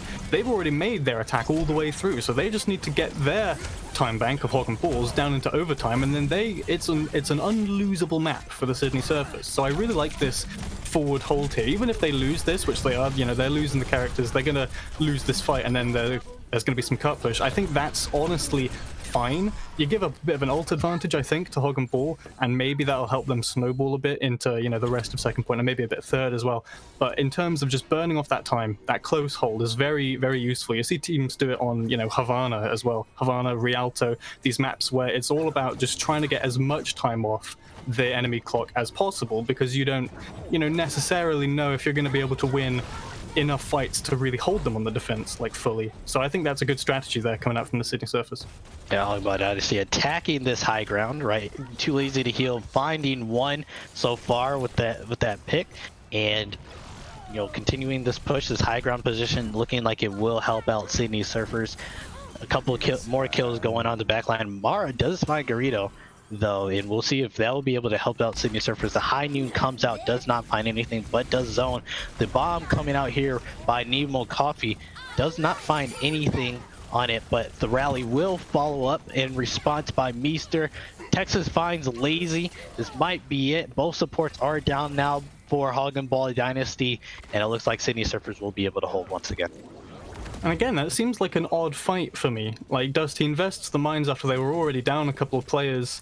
I don't know if that is, you know, somebody in the Hog and Ball camp screaming, winnable, winnable, we can still win this fight, invest the ults, and them all believing that it's actually winnable and just trying to go in and finish off that, you know, disadvantaged fight, or if that's just Dust maybe not realizing the situation fully at the time of using his ult. But nevertheless, it's a fast building, and they're going to swap anyway. They're going to go to this double shield composition here on the Hog and Ball for the attack, which is odd. We don't really see that on Blizzard World a lot in general anyway, much less on the attack, and there's only 60 seconds left, so it's very unlikely they're going to be able to get these ultimates up. So I think this is maybe a bit of a panic swap almost. It's an odd panic swap, but maybe it's just something that they've had success with, and they were, you know, not entirely sure if they should run it, but then it's 60 seconds left on the clock, they're in desperation mode, and they just want to try something new here. Yeah, coming into this fight, Garrido was going to be the key for Hoggenball Dynasty with that copy, but they are taken down early. The trans invested here by Lazy to hopefully keep this team up, but it looks like the ults are just too big on the side for Sydney Surfers here. Getting a couple picks, Mara finds themselves a couple on their own. Nemo Coffee, unfortunately, you know, does not decide to live any longer, and 10 seconds left right now for Hoggenball Dynasty. They'll see if they're able to touch. Dusty there swaps onto the ball, hopefully to be able to get in. Garrido does fly down, gets the copy off, gets the Sigma copy, looking to hopefully build to that. Flux does not get it, is taken out of it. Amir will find Mara, so it still definitely is winnable here on the side of Hoggenball Dynasty. Smoopy will pop the Flux at this point. Will not find anything, but does a good amount of damage. The trans coming in here by chance as well. Both supports for Sydney Surfers overlaying their ults. Does not matter, as they are going to be able to finish off this map. They are going to be able to go 1-0 in this series in your semifinals of the BPL Midseason Tournament. Very clean from Sydney, very clean. I don't, like, they're the number 2 seed. They're coming in against what was the number 14 seed at the start of this tournament. but I think a lot of people were expecting it to be maybe a bit closer than this between these two teams, especially after how this weekend has gone so far. I think it's come down to these this ultimate economy and this intelligent ultimate usage for the most part from the Sydney Surfers. A couple of moments here where, you know, they invested ultimates where maybe they shouldn't have in inopportune times, but as a general rule, I think they're really making good use of their ultimates here, as opposed to Hog and Bull, where it's, you know, they're using these ultimates for these singular picks. They're taking these individual fights, which is that's how this team wants to run. They want to get the picks with Amir. They want to get the picks with Garito. They want to hook somebody, rock somebody. They want to take this these individual fights and just sort of win it off of picks alone, rather than the team effort that Sydney Surfers has got going on. Yeah, and speaking of picks, I think we had one that kind of went a little weird, right? And we're hopefully going to get a replay on that. I saw some people in the chat asking for it. We're gonna get that to you in a second. But I agree. I think Sydney Surfers did a great job, you know, winning a couple fights and deciding to be aggressive on some of those fights as well, right? We saw them, you know, do the spawn hold, right? And not all the way up to the spawn, but holding up close that, you know, even if you lose that fight, right, the cart presence wasn't there, like the cart wasn't being pushed, so that, you know, they're able to come back. They even kind of lost a second fight also on point B, but, you know, shout out to whoever's, you know, doing the shot calling or the team itself for deciding, hey, we're gonna get back, you know, we're gonna regroup, we're gonna come back at the end of the point, making sure that they were able to win, you know, multiple fights right there at the end of point B to ultimately win this map. And I think that just kind of, you know, speaks to the skill of Sydney Surfers as a full team, right? And we kind of talked about this earlier at the beginning of the show about how great that Sydney Surfer was just as a team in itself, right? And how amazing that their entire team play, how they all worked together, and you definitely saw it. But we're gonna get into this replay, and it was, I think it was a moment on Hog and Ball Dynasty's actually Sydney Surfers attack, where looked like a hook should have landed, but fortunately didn't. And we're almost gonna have that loaded up for you so far. But yeah, again, shout out to Sydney Surfers, you know, getting this first point all done, and getting this first map win finished up. But as you can see, we do have this loading up. We're going to try to find the point that it happened. I believe it was false words. It flanked up here somehow, not get this pick onto. Yeah, that's too lazy to heal. It's coming right about. Only just missed, I think. It was very close though. I think we need a 0.25 Kefri this. Yeah. Very, very sus, in my opinion. You know, it looked like false word had the angs to me, honestly. Yeah, that looks like it should have hit. It would have hit me if I was playing Zen there. Maybe I think Too Lazy is just built a little bit different. You know, he dodges those. He has the dodge buff on. What can you say? And the Overwatch is just a silly game sometimes. But yeah, really good, solid, like all-around game planning from Sydney to win that map. I think, you know, they had the counter comp coming in. You know, they'd studied Hog and Bull's comps. They said, okay, this is what we think they're going to do. Probably it's what they've been doing so far this tournament. What comp should we run to try and counter that? And they did it. They went the Sig Hog. This Anna, I think maybe even a part of that with the sleeps a little bit. I don't know. You'd have to ask the Sydney Surfers about that one. Maybe if we get an interview with them, that'll be interesting to know. You know, the counter comp, they executed it really well. They got these picks on these tanks as they tried to engage, and that's exactly what you want to do, because then Hog and Bull don't have any pressure on the point. I think what Hog and Bull need to do here to try and bounce back in this second map is they need to identify if they're running this counter comp again, Sydney Surfers, they're running this high CC counter comp. You need to find a way, either another counter comp to counter that counter comp, the counter comp, if you will, to try and get around that, or find a different way of playing such that it's not on your tanks to engage anymore. Like, you find another way to utilize that tank power to actually find value, rather than going in and getting hooked and rocked and instantly dying. Yeah, but our next map we will be going into is Junker Town.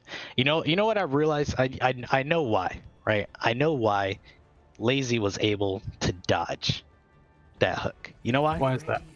He had the power of Express VPN, right? Ah, yes, of course. And of course, you know, he made sure to to purchase it through BPL, right? Get your, I believe, first 3 months free, right? So that's what Lazy had, right? That Express VPN power. And if you chat, also decide to look into ExpressVPN and get it for yourself, you as well, maybe or maybe not, will be able to dodge hooks in rank that look a little sus. I'm not promising it, but you don't have proof that it doesn't happen. And we cannot guarantee that you will dodge all your hooks as Zen if you download expressvpn.com/BPL and get your 3-month free trial, but we're also not saying that it won't do that. So you take the pick. It's on you. Coming out right now, we are on Junkertown Hoggenball Dynasty. Be the first one, but oh my word, False Swords with a huge hook on the Dust Eater does not end up finding him. But I mean, honestly, hey, that pretty solid hook. I think False Swords was upset about missing his hook on Blizzard Roll. He's decided that he's no longer going to do such. But a lot of space being created here by Hoggenball Dynasty so far, forcing Sydney Surfers back. But immediately, Nemo Coffee already taking down Mara. We do have Texas on the Widow here, holding back the backside of this point.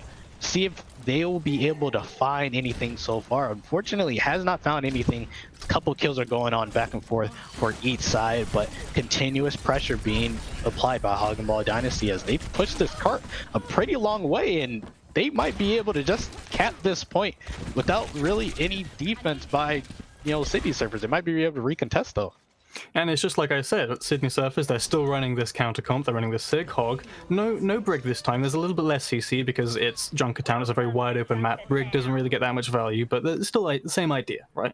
But then Hog and Ball, they've come out with, instead of a Ball Diva composition where, you'd expect the Diva to be going in aggressive as well to help the Ball, and that would put her in a vulnerable situation. Nemo Coffee, he swapped over to the Sigma, a more stable character, a more sit back and poke from a distance character, a much safer pick in this instance, I think. And with his own rock, his own shield, his own flux at that point it has the same value that Moopy's Sig does, It's, instead of it being a Diva is bad versus this comp, it's just an equal trade, which I think is a good start, and it's definitely showing in the fact that they've taken this first point already. Speaking of trades, Hayden's will trade his life for it. Well, not his life, he'll decide to just take 2 lives himself. False Words finding one as well, and Sydney Surfers might have got rolled on point A, but you're not going to roll them here on point B as they were able to hold, taking this high ground so far. Couple ultimates going online. This is probably would be our first real fight looking at some ultimates. We'll be able to see how the teams decide to counteract each other with the ultimates that they have. Panamon had used that pulse bomb, did not find anything because of the flux, and right now a bit of a rotation happening here for Hoggenball Dynasty as your Tracer, your Zen, and your Sigma are looking to push around this backside. We'll just wait to see when expect to see Dust Eater engage. And it looked like Meester had no idea they were pushing up, forced to use that the Immortality field a little bit early. The Flex will come out by Nemo. Does not find anything, as at the end of the day, Sydney Surfers, with the help of their 2 support ultimates, will be able to win this fight. Amir's Bob does find 2, interesting enough.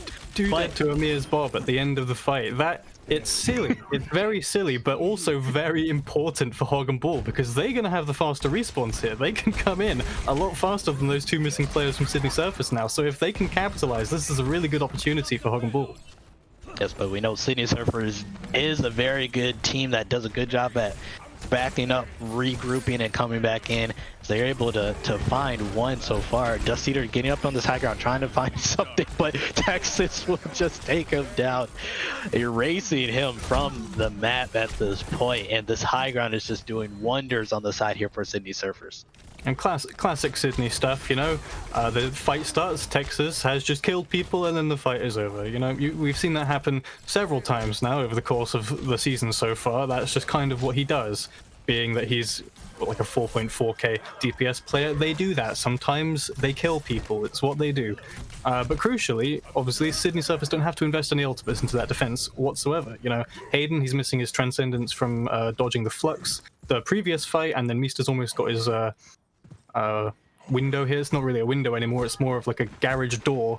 But Sydney Surfers, they're going to have a huge ultimate bank here. And Hog and Ball, they've made wholesale swaps. They're going to a pulled pork, an Orisa Hog comp, with the McCree and the Ashe to try and get this long-range hit scan poke out, and they've got no ults to show for it because, of course, they've just swapped. So it's going to be an uphill battle for Hog and Ball from now on, I think. Hog and Ball Dynasty has to know that they don't have the ult economy here to possibly win this fight against the goal. So hopefully force out a couple ultimates here, maybe get a trade or two. Panamon will find Mara, so that might help them on their recontest. Nemo Coffee finding false words as well, and maybe Hog and Ball Dynasty, without the help of ultimates, will be able to take this. You know, the looked like Sydney Surfers might have been, you know, too big. You know, the 6 ultimates and you lose the fight. Might have been the curse here. They only had 5 anyway, but it looks like Hog and Ball Dynasty, without the help of a lot of ultimates, only that Transcendence really helping out, will, you know, get this cart almost to the end. Texas Money Jr. deciding he's had enough. Will High Noon Amir get him out of here? Dusty Eater finds one, and the whole hog coming out here by both hogs is pushing each other back. But at the end of the day, False Words Hog is bigger and better than Nemo's Hog. And there you have it. 1 minute left here for Hog and Ball Dynasty to finish out this map. True and real, bigger and better than Nemo's Hog. True and real. But I don't think Sydney should have ever lost that previous fight, because Hog and Ball had, I think, maybe 1 ult coming in, and Sydney Surfers had 5, and they just didn't press them. You know, they died before they were able to press their ults. They you know, I guess some of them got maybe booped off or dragged off by the Orisa pull to the low ground, and then they got taken out one by one, and it was a bit of a scrappy fight. There were trades going back and forth, but yeah, I don't think Sydney should have ever in any universe lost that fight, and because of that now, Hog and Ball only need to win 1 more fight. Because, of course, they were able to come back, Sydney Surfers, and with these ultimates, they were able to retake the point and actually have a defense still on the 2nd point. But now, if Hog and Ball are able to win 1 more fight, there's no chance of that. There's absolutely no chance. Yeah, Garage Window coming out for Sydney Surfers, able to get 2 down, but a couple of trades coming on here. Side for Hog and Ball. And at this moment, you know, someone will have to touch. It will look like it'll be Dusty Eater and Nemo being the ones to touch contend this point. Dusty Eater trying to walk right past Moofy. Moofy just gets 3 there at the end, and ultimately Sydney Surfers will be able to hold Hog and Ball Dynasty to only the 2nd point, almost toward the end of it. But great job to them. Got completely steamrolled on the 1st point, and, you know, decided, you know, hey, we're gonna wave past Moopy there. You know, hey Moopy, just let us onto the point. Moopy deciding to be the bouncer, saying, no, you can't touch my point. But Sydney Surfers, great job on point B there, holding it so far. Was a pretty long hold that they had to do it, but they won at least 4 or 5 fights there to be able to stop the Hog and Ball Dynasty here. Oh, easily. You know, Hog and Ball, they basically walk right through 1st point, so there's, you know, a 5-6 minute time bank there on that 2nd point once it starts, and the Sydney Surfers, they say, okay, this is what they're doing. They've managed to, this is how they're getting around our comp. How do we play around this? They identified that, and they held. They sat there with their massive ultimate banks, and they just took fight after fight after fight, where Hog and Ball, they couldn't really take any ground. You know, and something I've noticed, Hog and Ball, they did this last map as well. It got to, you know, the time bank was dwindling a little bit lower, and they just swap. They all swap, and then there's no ultimates left, and they just get completely cycled by the Sydney Surfers, except for in that one fight where I said they probably should have been. And so that's something kind of concerning about Hog and Ball, where it seems like they're not confident, I guess, in like their main comp, and they think, okay, it's not working, we have to swap, we can't keep doing this. And while there is merit to that, definitely, if you know, the swap is definitely the right thing, I don't think it's worth giving up, you know, all that ultimate charge, really, in those situations. So that's an interesting choice from them. I'm not sure if it's the best one, but we'll have to see if they can make it work here on this defense. And speaking of choices, the compositions are about the same, almost exactly the same as what we ended with at the end of, you know, the attack for Hog and Ball Dynasty. Sydney Surfers already getting a good amount of push here. Hog and Ball Dynasty hoping to win this map, hoping to keep their finals appearance hopes alive here. They have to win this map. They hope to move on to tonight later on to you know, play in that finals, and it's, you know, not looking too great so far, you know, as Evil Copy's getting dangerously low. Moofy's gonna able to find Dog. Mara finds one. Everybody's just getting into the party here for the Sydney Surfers, as just as fast as Hog and Ball Dynasty rolled them on point A, Sydney Surfers was able to do the same on point B. But we'll be able to see, can Hog and Ball Dynasty hold for almost the exact same amount of time that Sydney Surfer was able to on their attack. That fight started in possibly the worst way possible for Hoggenball. Hayden, he just beams somebody down with that Zen right click. No need for ultimates, no anything. Basically no setup at all. He just right click, boom, you're dead. We're 5 versus 6, and then it's an easy fight win from there, because Hoggenball, obviously, being that it was the very first fight, don't have any ultimates to compensate for it. So, that's a heartbreaker for Hoggenball. Like, you can't be doing that. You can't be losing a player to a Zen beam when you've got an Orisa shield. That's really unfortunate, and it's going to take a Goliath effort for them to actually hold here for 5 minutes. Flanks around and pops the dragons. Does not find enemies with his, but Pantomime finds one with theirs. But 2 and 3 people taken down here for Sydney Surfers. This just might be it. Nemo Coffee bringing out the Flux, hoping to get something, hoping to stop the Surfers from their push so far, but False Words bringing at that whole hog again. Desperately, Hoggenball Dynasty are pushing in here, hoping to get some kills, but it's not looking likely as the team of Sydney Surfers is just getting pick after pick after pick. And ultimately, they will finish off. It looks like they will hopefully cap at this point, finish this map, move on. Sydney Surfers on this map in Australia, get the win, get the dub, and ultimately, with a clean 2-0 victory, moving on to our main event later on tonight, as they will meet in the finals against Resurge. So your 1 and 2 seeds get the job done in a tournament of upsets. It did not matter to these two. They did what they needed to do, and you will see them later on tonight against Resurge. And that's just it. It's over in the blink of an eye. You know, you wait 2 seconds and it's done. The whole upset tournament, it's all over, because as you said, number 1 and number 2 seed make it to the finals anyway, so what did it even matter?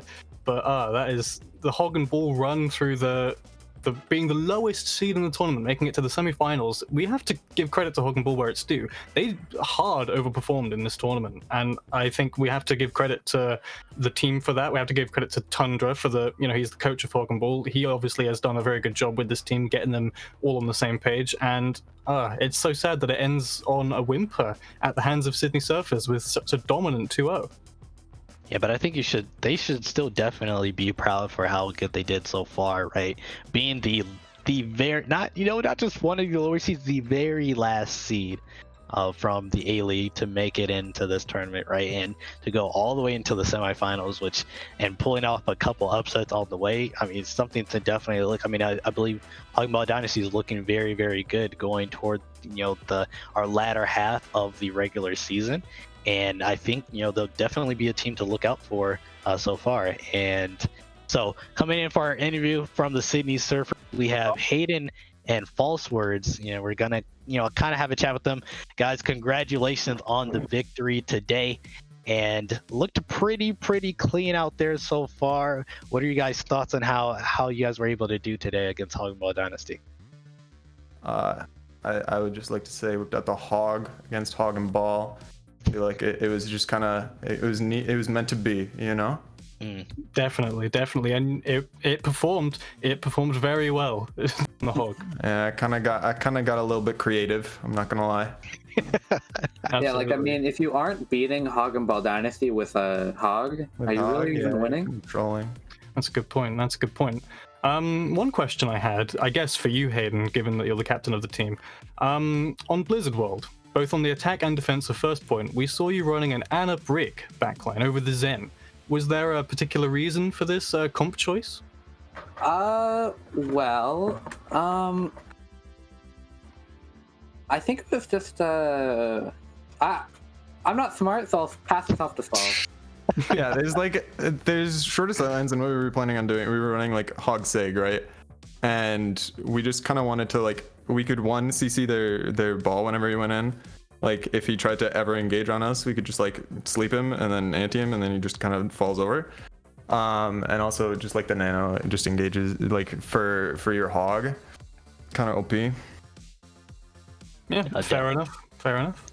Yeah, definitely. Well, no matter what, it seemed to definitely still work out here at the end. And once again, congratulations to you two. We'll see the both of you later on in our finals later tonight at 8 p.m. will be your number 2 seed Sydney Surfers against the number 1 seed Resurge, a match that we have been all but waiting for, with a special guest caster that we also have been waiting for. Gentlemen, thank you once again. I believe we will be taking it to a break. I think, Rain, we have to pick an MVP, right?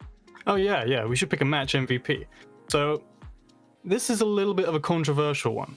It's a hot take, but stick with me here. A lot of fights. I know he was only in for one map, and I don't really want to give him the ego, but Hayden was getting a lot of picks on that Zen.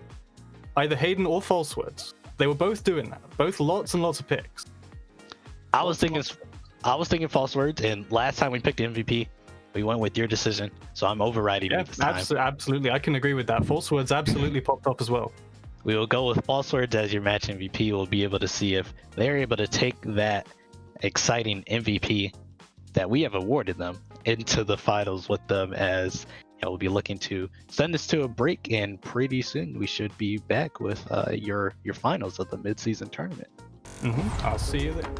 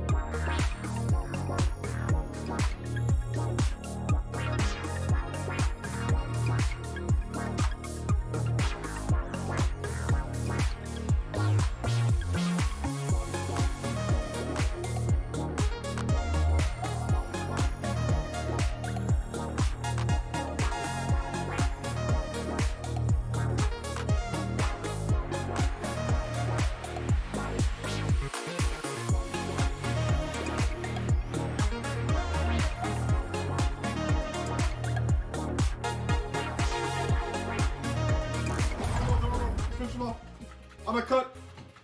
Soldier destroyed. Soldier destroyed. Nice. Nice.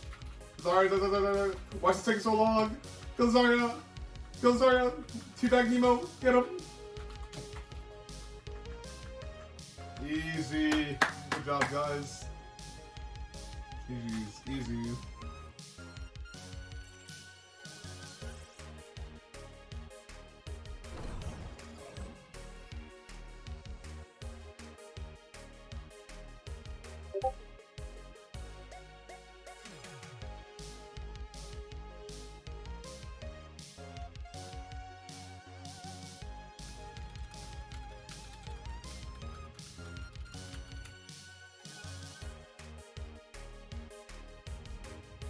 I'm in. Who the fuck are you? Ayo, what's up, fucker? What the fuck are you doing here? I'm the ExpressVPN made fairy, and your data is not encrypted, which means your files can be seen by anyone. No, my replay codes. Fear not. With the power of ExpressVPN, you are able to safely browse the internet and share files. That sounds like it would cost a fortune. No, you stupid bitch. If you use this link, you get a 30-day money-back guarantee and 3 months for free. Wow, what a deal. Thanks, ExpressVPN Fairy. I'm always here to help.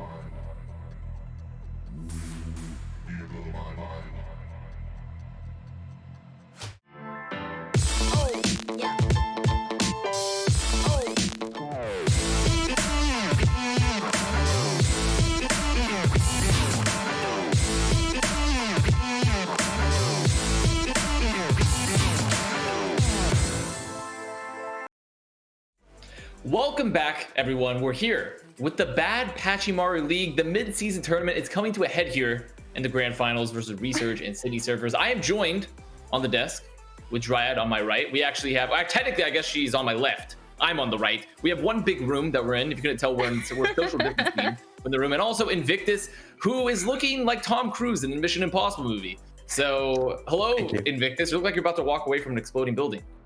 Yeah, well, that's what this match is going to be, a very explosive match, a very close back and forth game. Our seeds, number 1, number 2, probably the best bracket we could have asked for, that's how it's supposed to work. So should be a pretty fun game. I'm very excited for it. Ryan, how about yourself? How are you feeling about the upcoming match between these two squads? I'm pretty excited. I was watching the matches that we had before the past few, and I feel like, we saw Bastion, we saw some very interesting plays from both teams, and I definitely expected to see, it happening again. Wait, is Bastion, was that Nemo's team, Hog and Ball Dynasty, just got eliminated, right? Were they playing Bastion, or was that, because I saw them go out? No, it was NightDrive. Okay, yeah. Well, it's not surprising to me that Nemo is out. Once again, the Hog and Ball Dynasty tarnished by Nemo Coffee's appearance on that squad. They're in, but I think that this is going to be a very exciting grand finals match. It is going to be first to 3 as well. And, as another question, Invictus, do you just have that outfit on hand all the time? Like, what do you do? Like, why do you have this particular getup? Like, are you walking around like this, like the evil Spider-Man, Tobey Maguire and Spider-Man? I have the jacket, and I was already wearing the shirt, and I had the glasses lying around. So I put everything on for the cast. I can't actually see in these because they're not prescription, so these are just for sure. Okay. Steal his look. That's everyone. We get that. We're gonna put the Invictus wardrobe out, and I guess before we're waiting for the roster to be picked, or I should say the maps to be picked. But Dryad, if you're looking at these two squads, how are you feeling? Who has the advantage between the two? Who are you predicting? I think I'm gonna say Research should have a little bit of an advantage, but I'm very curious to see exactly what they want to bring. They were very passionate about getting to the finals tonight. They did. So I think the biggest question mark is, are they going to run the same compositions that we already saw before, or did they have something prepared to go against Sydney Surfers? And it's also looking like our first map is going to be, wait, we have a teleprompter now? We have a teleprompter? It's in the first map will be, so what's going on? Oh, I feel like I'm on CNN or something. Okay, so Invictus, knowing now that the first map is going to be Busan, do you agree with Dryad's assessment? How are you feeling about these two? We just saw Resurge on Busan in their first game, and it was pretty one-sided against NightDrive. They played their classic dive, looking very strong with their DPS duo of Dirt and Drake. And I think we'll probably see the same lineup coming in, unless they have something surprising. I hope they do. But it's going to be the Echo Tracer, most likely. Very, very good, very strong in Busan. So I think, Research is a very strong pick for Research. Probably one of their best maps. Well, to answer my own Apparently, Invictus, by the way, the teleprompter that we have is telling you your mic is crackly. It's Snap, Crackle, Pop, Rice Krispies. That's the new sponsor, by the way. Thank you, Rice Krispies. It's fine. Okay, it's fine. But so I'll believe him. He looks pretty cool. But to answer my own question, I am gonna go. Even though there's a lot of Froggle mode on the Resurge, I'm gonna go with Texas Money Jr. and the Sydney Surfers. That's the only reason I'm going with Sydney Surfers, is because Texas Money Jr. is on that team, and that name is great. You gotta support the home state, huh? No matter what. I do. And we're in a state of emergency right now because we can't deal with any cold weather at all. My power might be shut out any moment, by the way, chat. So I could be gone because the one time it snows in Texas, your entire state just shuts down. Yeah. So we'll just have to see what's happening. But we are waiting for both the rosters to be ready here. And it's been a while, Triad, since we've casted, but now that we're in the same Bad Patchy Mario League room together casting, how are you doing today? I'm doing good. I think out of all the many things we all could be doing on Valentine's Day, this is probably the best way to spend it, right? Watching Bad Patchy Mario League, right? I mean, I would generally be getting much more shaved and clean shaven for Bad Patchy Mario League since it's such a big event, but I actually can't because my finger's still messed up, so I can't even shave. So you're gonna get. I'm more bearded for this. I'm matching my hero Invictus over on the left of me. True. This is my action hero. You have to get the beard. This is why you're free on Valentine's. We tried growing that out before, and it wasn't very good. No, I liked it. I always supported the entire time. I never enjoyed it. It wasn't as bad as like Super's beard, right? Like Super's beard was like he was a homeless guy. I mean, like not good, not a good look for him. But it wasn't good for me. I feel it's just not good for me. Especially since I'm going for the rat from Flushed Away. Question from the chat: How's your hand doing, Avast? Well, it's actually pretty good. I think it's getting there. We'll see. The glue, they have this fancy glue now, just like this fancy teleprompter, where they put it on your finger in place of stitches, and it washes away slowly as you just take showers and stuff. So we'll have to see when the glue actually goes away if my finger holds up or if it's gonna fall apart like cotton candy. Can't they just cover with something?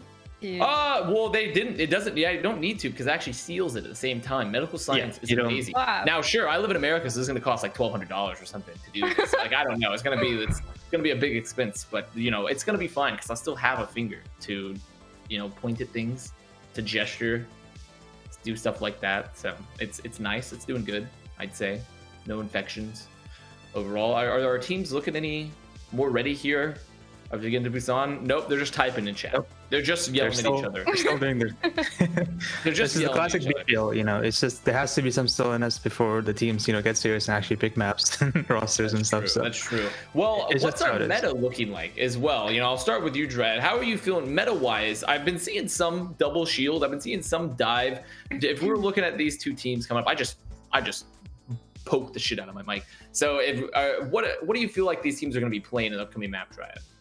Yeah, it's just interesting because from what I've seen so far, there's teams that decide to play the meta that you would expect more in certain maps, like expecting on Junkertown, expecting those hit scans, or we saw some teams feeling really, really strong on the brawl, but we haven't really seen a meta that is map proof. It's just teams kind of changing depending on what's going to benefit them at the moment. We've seen a lot of Wrecking Ball. There's a lot of teams that are getting benefited by that Wrecking Ball, so maybe something that we could be expecting. But I think it's not going to be a single composition that we're going to see throughout the end. It's just changing, which I think is really good. I mean, those adaptation changes happening throughout the match are what makes it interesting. And would you agree with that, Invictus? Do you think we have a very fluid meta right now? Yeah, especially I think Sydney Surfers in our last game, they played the Hog to counter the comp that Hog and Ball were running, and it was very successful. So maybe they might try and do that again, just go counter comp instead of trying to mirror them, because that's what they have been doing before. But like in the last game, they showed that they can play the counter comp with the Hog, the Ash, just a lot of stuns and boops and stuff to keep the ball away from the team, and it was very effective. And they basically finished the game in like 30 minutes, so that's why we're kind of on time as well. So yeah, I'm actually I think that's shocked. what we'll see. I'm shocked that we're this on time.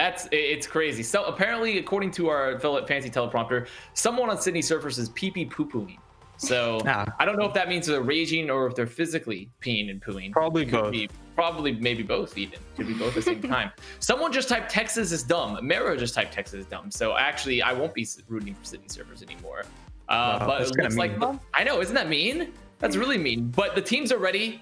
We're going into lobby. Invictus, Dryad and I are going to go to cast, but you stay cool, stay action hero-y, and we'll return to you and how to actively reload, you know, your gun, walk away from exploding buildings, or jump out of helicopters for more advice in another death segment when you go to break potentially.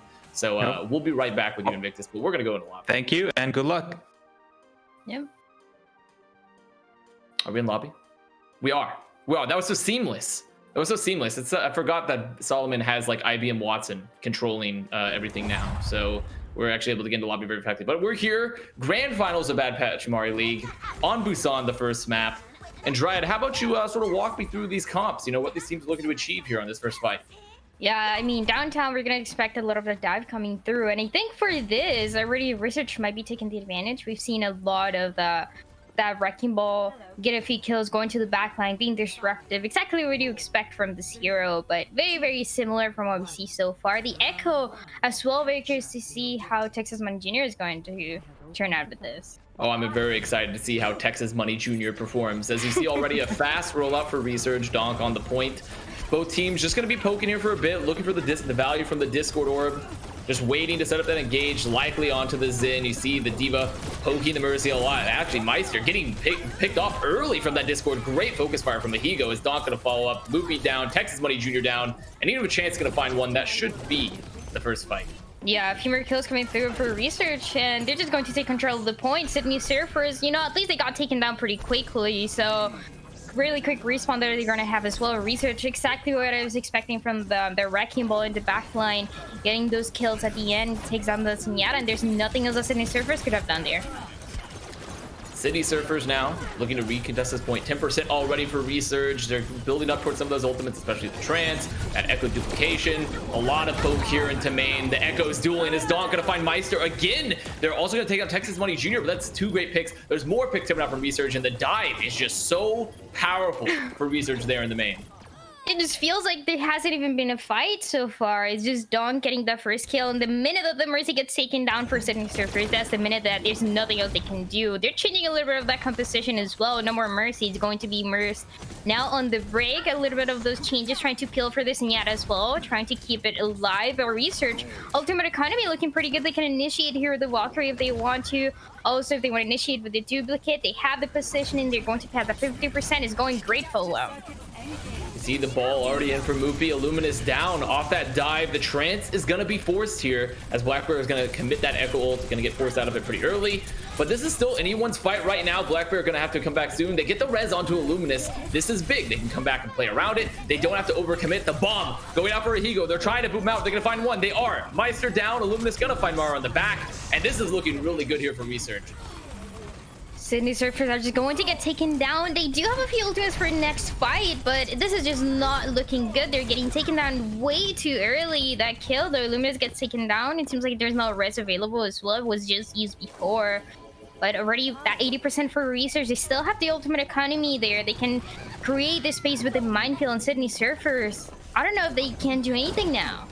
I mean, City Surfers are on their last fight. They've had a lot of problems having to swap off their comp early here. They're at a recontest scenario, 95%. Mara likely, or Moopy, gonna have to touch it, but Mara already down from supportive in that Discord of Texas Money Jr. Gonna find another, but they can't touch. No. And this is not so Texas Money. It is junior, though. It is very junior. This is an extremely small amount of money. And I feel like a big part of the problem there in that first round, Dryad, was the SWAT. They got forced off the Mercy Echo very early, City Surfers. I mean, it seemed like they were just focusing that Discord orb so heavily onto Meister.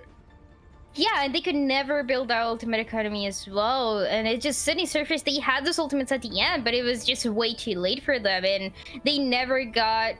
They were never able to properly cut up with Resurge. They have to be a little bit faster now. They have to be the ones initiating first if they want to catch up. But at least here in Busan, they have the same composition, or at least pretty similar. So it's all a matter of trying to get to the point first, trying to get those early picks, trying to take down those supports very early on.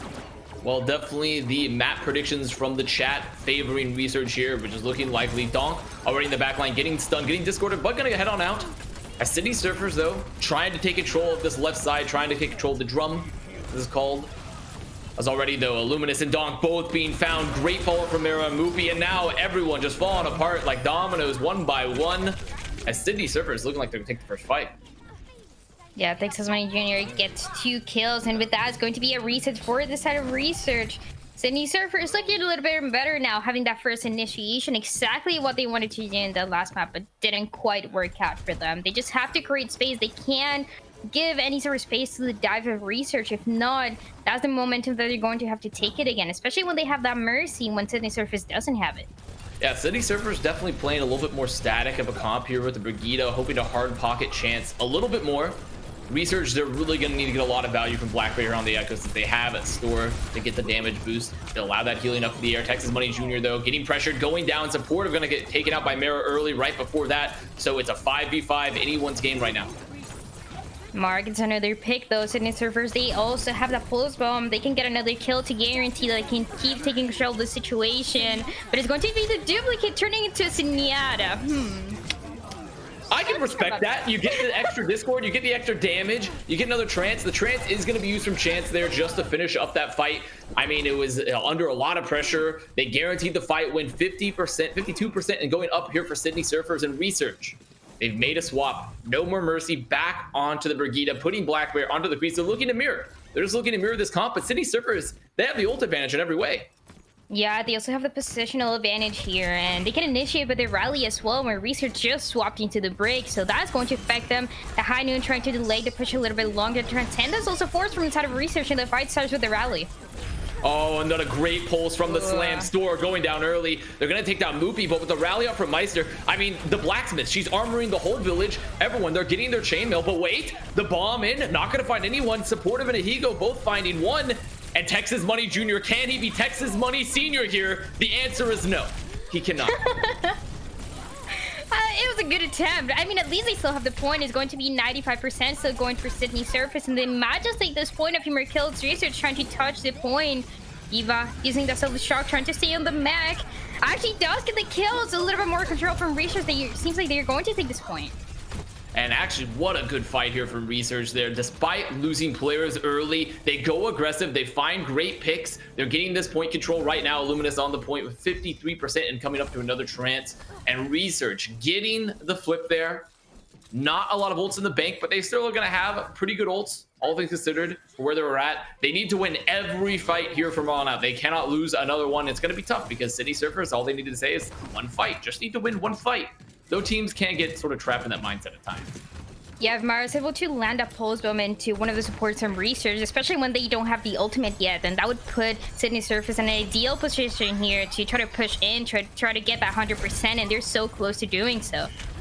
Chance under pressure, has that Transcendence up as Illuminous actually already at the Transcendence, getting so much. Oh, as I choke on my water, I'm choking on my water here, but that's okay because Ahigo gonna take down Moopy. Supportive gonna find Mara. They didn't even have to use Chance for this fight. Oh, but they are going too late. They're gonna try to chase for these kills. If they don't force out any other ults here, this is rough. This is actually really bad for Research because they don't have the Trance. They're gonna need to get a lot of value from the rally, from the bomb this upcoming fight. Yeah, Sydney Surface on the other hand, they do have the Transcendence to use. They also have the rally to initiate. Store's about to get it pretty soon, and we can probably see those 2 rallies coming through for the next fight. Research they still have about 2 more fights to go before guaranteeing being able to get to the 100%. And Mara didn't use a pulse bomb as well. It has to connect now. See Sydney Surfers popping the rally early. There's going to be the bomb from Ahigo. They're trying to follow up with the Tracer. The Tracer going to get 2. Mara with 2. Getting both Supportive and Black Bear somehow. Both the DPS down for Research. They have no damage. Mara going to find another off the Discord. And Research, there's going to be the rally late for the Discord on Store. Store, he's closed down, hit by the COVID-19 pandemic. Goodbye, Store. And that is it. This should be the fight going the way of Sydney Surfers. And this should be another round going their way as well, and we're gonna go 1-1 unless a miracle happens for Research. It doesn't seem like it's going to be the case. They're Wrecking Ball trying to touch point, trying to delay the 100% coming through for the side of Sydney Surfers. They still have to capture the point though, and the Minefield also coming through, creating a little bit more space. Everyone trying to come out from Research. They do get a kill though. Chance gets taken down. Still contesting this point. They're gonna find Illuminous with the mines. They're still finding kills. Sydney Surfers though, trying to contest for as long as possible. Black Bear being an absolute menace right now. Moopy down, Ballsword down on mech. No, surely Resurge does not Resurge onto the point here. Surely not. Both of the Lucios out. They've swapped off that slow Zenyatta. They're gonna get the D-Mech onto Ehigo. Supportive though, gonna find False Sword. They're gonna lose Meester as well. Black Bear gonna find another. They don't win the fight. They don't win the fight. No. Oh, No. And Dryad, what went wrong? How did they lose that fight? What was it, a focus fire issue? What? Yeah, no. Black Bear was able to get 1 kill, and everyone was able to come back in time. Then Black Bear get another gun, got the Wrecking Ball as well, so that just denied a lot of space. Did Supportive just blink into Black Bear there with that ball? I'm pretty sure he did. Oh no, he definitely supported Mara. Definitely supported Mara there. Support. Right, just not in the best way, but I mean. Oh no, Sydney Servers. You had it in the bag, but your boogie board has crashed in the wake. It's folded, crumpled in the Gulf, whichever Gulf that may be. Yeah, that has to be so frustrating for Mara. Gets both of the DPS, creates the space to get everyone else to get the point, but they just didn't get those kills in time. It was the focus fire, like you said. It just wasn't there, and they just enabled the soldiers to get 2 kills, and that seems like it was enough. Well, first map going the way of Resurge with a crazy resurgence, one could say, onto that point there. The next map looking to be Anubis, and I believe it is a loser's pick, right? So City Surfers is selecting this map since Resurge picked the first map. So it is going to be City Surfers picking that. Yes, the teleprompter tells me yes. And looking at both these teams, they've been mirroring most of the time. I feel like we're going to see a lot of mirroring still in this match. And I'm just not sure if the City Surfers are going to be able to match the Resurge on every comp they play. If they're just going to mirror the entire time, they might have to pick up something that's a little bit gimmicky, you know? Maybe that Bastion like we were talking about earlier. Yeah, I think so, because Sydney Surfers, they have some really good moments so far, but they need to be the ones who are taking those steps first, and it just wasn't really happening after a while. They did at the beginning of the second map, but then they just lost control completely and they couldn't come back. So if they're trying to mirror, they have to be at least the ones that are initiating those fights first, because that's what Resurge is doing, and that's how they're making it work out. Sydney Surfers, they can be really good at that mirror. They can even be really good at that Wrecking Ball, the Diva, whatever they want to play now. But if they're not getting the kills first, it's not going to be easy for them. Well, we'll have to see if they're going to make some adjustments here. Ideally, they do. They'd be a little bit more proactive, because that's the general solution. It's the band-aid fix to every team's problem. You just be more aggressive. If you just be more aggressive, then you'll be good. You huff up your alpha male testosterone supplements and you get in there, right? Sure, may it also mess up your pituitary, and sure, why not? But you're gonna win the game, and that's all that matters. That's all that really matters in the end. The extra high lead content, not at all what matters. And I do think that's a great, really just a great point there. Is that they do need to be a little bit more aggressive Dryad here, especially if they're gonna play the ball comp, right? They're gonna play a lot of ball diva. They need to be a lot more aggressive. They need to find some more picks. They need to at least be taking more space in general, more than likely. And it seems like the teams are ready.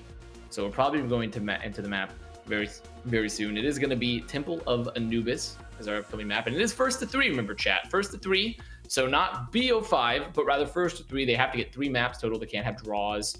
So we could potentially be in a very long series. But if Resurge plays like that, it could be done pretty fast. Yeah, and I think Sydney Surfers, they just have to really figure out a way to catch up. And again, they seem to have the right idea, just not quite there, and having those initiations. The way that Mara was able to get those kills, got 3, and almost won that fight is exactly what needs to happen over and over again. And that puts a lot of pressure into the DPS, but especially here in Temple of Anubis, where you really need to play aggressive, I do want to see this from Sydney Surfers, because if not, Resurge, they're just going to keep that momentum going. We're just waiting to see what they're going to roll out here, both the attack and the defense, as my program feed is back. It was frozen, but it's back. It got a little frozen there, like the weather here, but it's good now. It's back. I see the program feed. Those 30 seconds is going to be Resurge on this defense first. They're playing a comp that we expect them to play. They're playing, actually no ball though. They're playing Winton. They're playing a little monkey diva. Oh, nope, there it is. Clone's back onto the ball. So there's the ball. City Surfers looking like they're going to be on the ball themselves, but rolling out early with the Brigida versus the Mercy. I think that's probably a good pick for them, right? Because they had a lot of issues getting Discord and getting focused down. So just putting Maestro onto the Brigida to protect Hayden, as Texas Money Jr. might be on the Sombra perhaps to counter that ball. I'm very curious to see. I'm always hesitant to see the Sombra just because it puts a little pressure on that EMP being effective almost every single time. If not, you're just wasting the entire time when you could get more value out of maybe an Echo like we're seeing from Resurge coming through. But let's see how Texas Money Jr. is able to do here in the meantime. Resurge and very interesting positioning here. They have to play very careful, no shields for anyone. So they're keeping Black Bear and Georgie Boy, trying to keep that constant pressure on. There's the cross happening, but already Hayden down, getting taken off the slam from Clones. Moopy's trying to roll her out, trying to displace them, but Moopy, sadly, you're not doing that good of a job because they've died onto your backline. But wait, Mara following up there, trying to use any of the damage they've gotten. Higo going to get the D-Mech onto False Words. Moopy going down, Illuminous going to find Mara. And I think this is going to be a reset here for City Surfers, but they got really good picks there. They found really good picks, and now there's going to be Research having to come back from point. And they're going to be stuck playing around the point versus holding aggressively. Yeah, they got a really important pick, which was the Mercy. And it seems like they could have engaged there, but they also got picked as well. So they wanted to play a little more careful. I do like this approach now. But now the Wrecking Ball is on both sides trying to play a little bit more aggressive, trying to get a few kills there. Mirrors takes down Illuminous.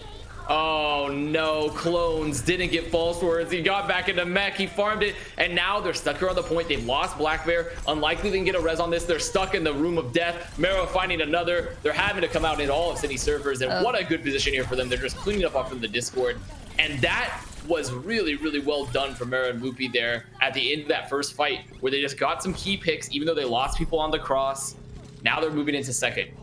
Dry, you see the ults? Do they just go for the very fast commit, hoping they can get a lot of people to EMP, or do they perhaps want to try to force this EMP from Illuminous first? Or I should say the trance.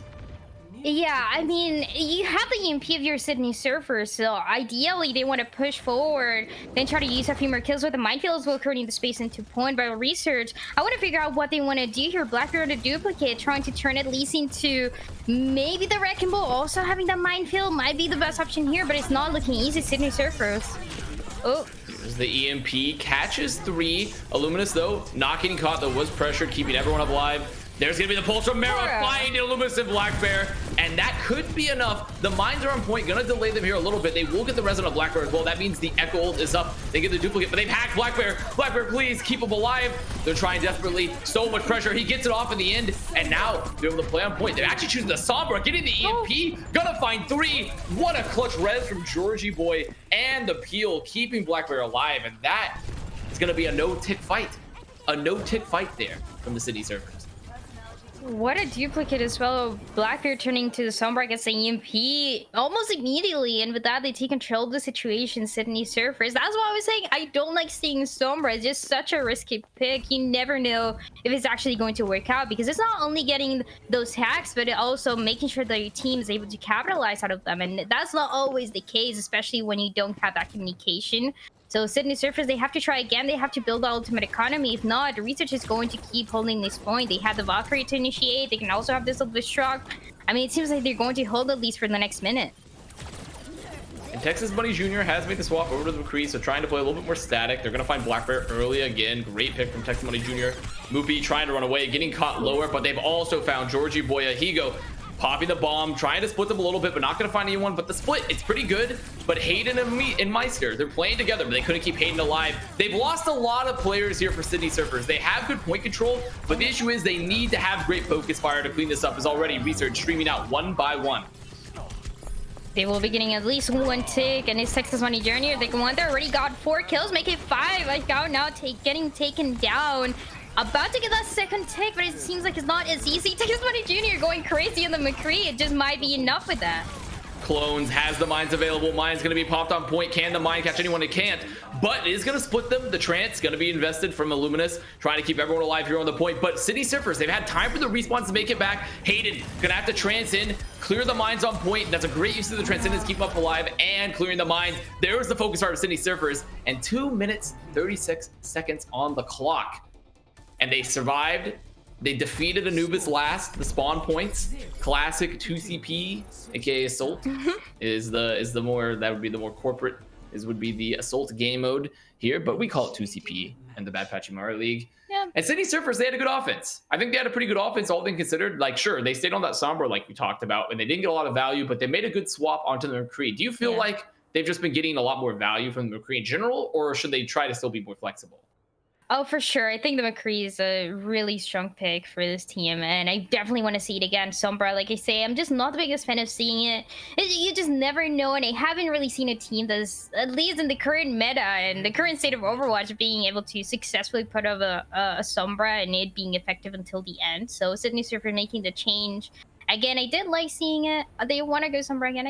I mean, sure. Why not? They can give it a try.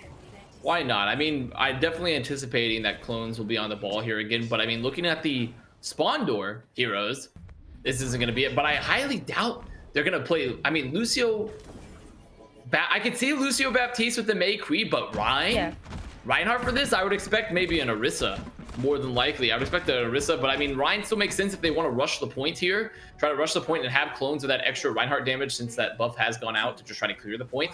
But the hard part is sort of getting their little legs to make it there, right? Like, if you can run as fast as you can, but if you're losing your backline to a lot of damage boosted echo play, if you're getting hacked, if you're getting slammed up, and then getting discorded at 6 orb, it's gonna be hard. And already though, there's the tanks. They're running through a lot of pressure on the backline. Can they find anyone? They get the lamp, but they don't find any of the backline. Now they made it to point. They just made it to point, and especially with the speed boost getting, and now they're just trying to stay alive. The D.Va loses Meg, so that might not be as effective for Research as it seems. Like, they have to make those rotations trying to stay alive in point, but now they're stuck. They need to get out of there. Illuminous, though, about to have, as Freya called it, the IMAX, the window about to be available. Ahigo was demech, but they're playing slow. They're waiting for the mech to come back. Mero, though, already having the duplicate. If this window comes out, Mero just needs to go through it. Maybe copy that Ryan and just walk on through it. We're waiting to see it. There's the Reinhardt. Flash. Oh my goodness, Mera's gone. Moopy's gone. The IMAX, once again, giving the best cinematic viewing experience by deleting your heroes. And they're trying to control the point here. Illuminous doing a lot of healing. Mera gonna find clones. Hayden does have the trans available. They're still holding on to the high ground too. And Texas Money Jr. about to get that trans, but Hayden's down. And that's gonna be it. This is gonna be first point going the way of Research. Yeah, supporter getting 3, and that's just going to guarantee a Research getting the point. Everyone getting taken down 1 by 1. And Sydney Surfers, I mean, seems like they had the right idea, but they were definitely not expecting that Reinhardt to come through and Research should get to point this fast. They still have the EMP if they want to defend once the attack starts, but still, I would expect a swap from this hero as soon as possible if they want to keep holding it. Well, the good news is that with Texas Money Jr. having the EMP, they can play a little mind games with Georgie Boy. Georgie Boy needs to hide and not get caught by this EMP because it's an immediate 6-man wipe. But if he does get caught, then they get to hold it for the next fight. He does. 6-man EMP from Texas Money Jr. There's the mind as well. It's a Texas Money senior play. 6-man mind kill from Moopy. Moopy getting 6. What? That was a really good plan coming through for Sydney. But I have to ask, they committed 2 ults there when they maybe could have cleaned them up from the EMP, and now Georgie Boy still holds on to beat, and Illuminous is about to have window. Was that maybe a little bit of an overcommittal with the ults? You know what? I think it's just about the mental game. I think for them, for this occasion, it works out. They still have the duplicate. They can initiate very early on, and they're just gonna take them down, it seems like. Oh, but Georgie Boy gets caught on the entry early from Texas Money Jr. No beat available, no speed for them to engage with clones. They invested the Shatter, did not get much.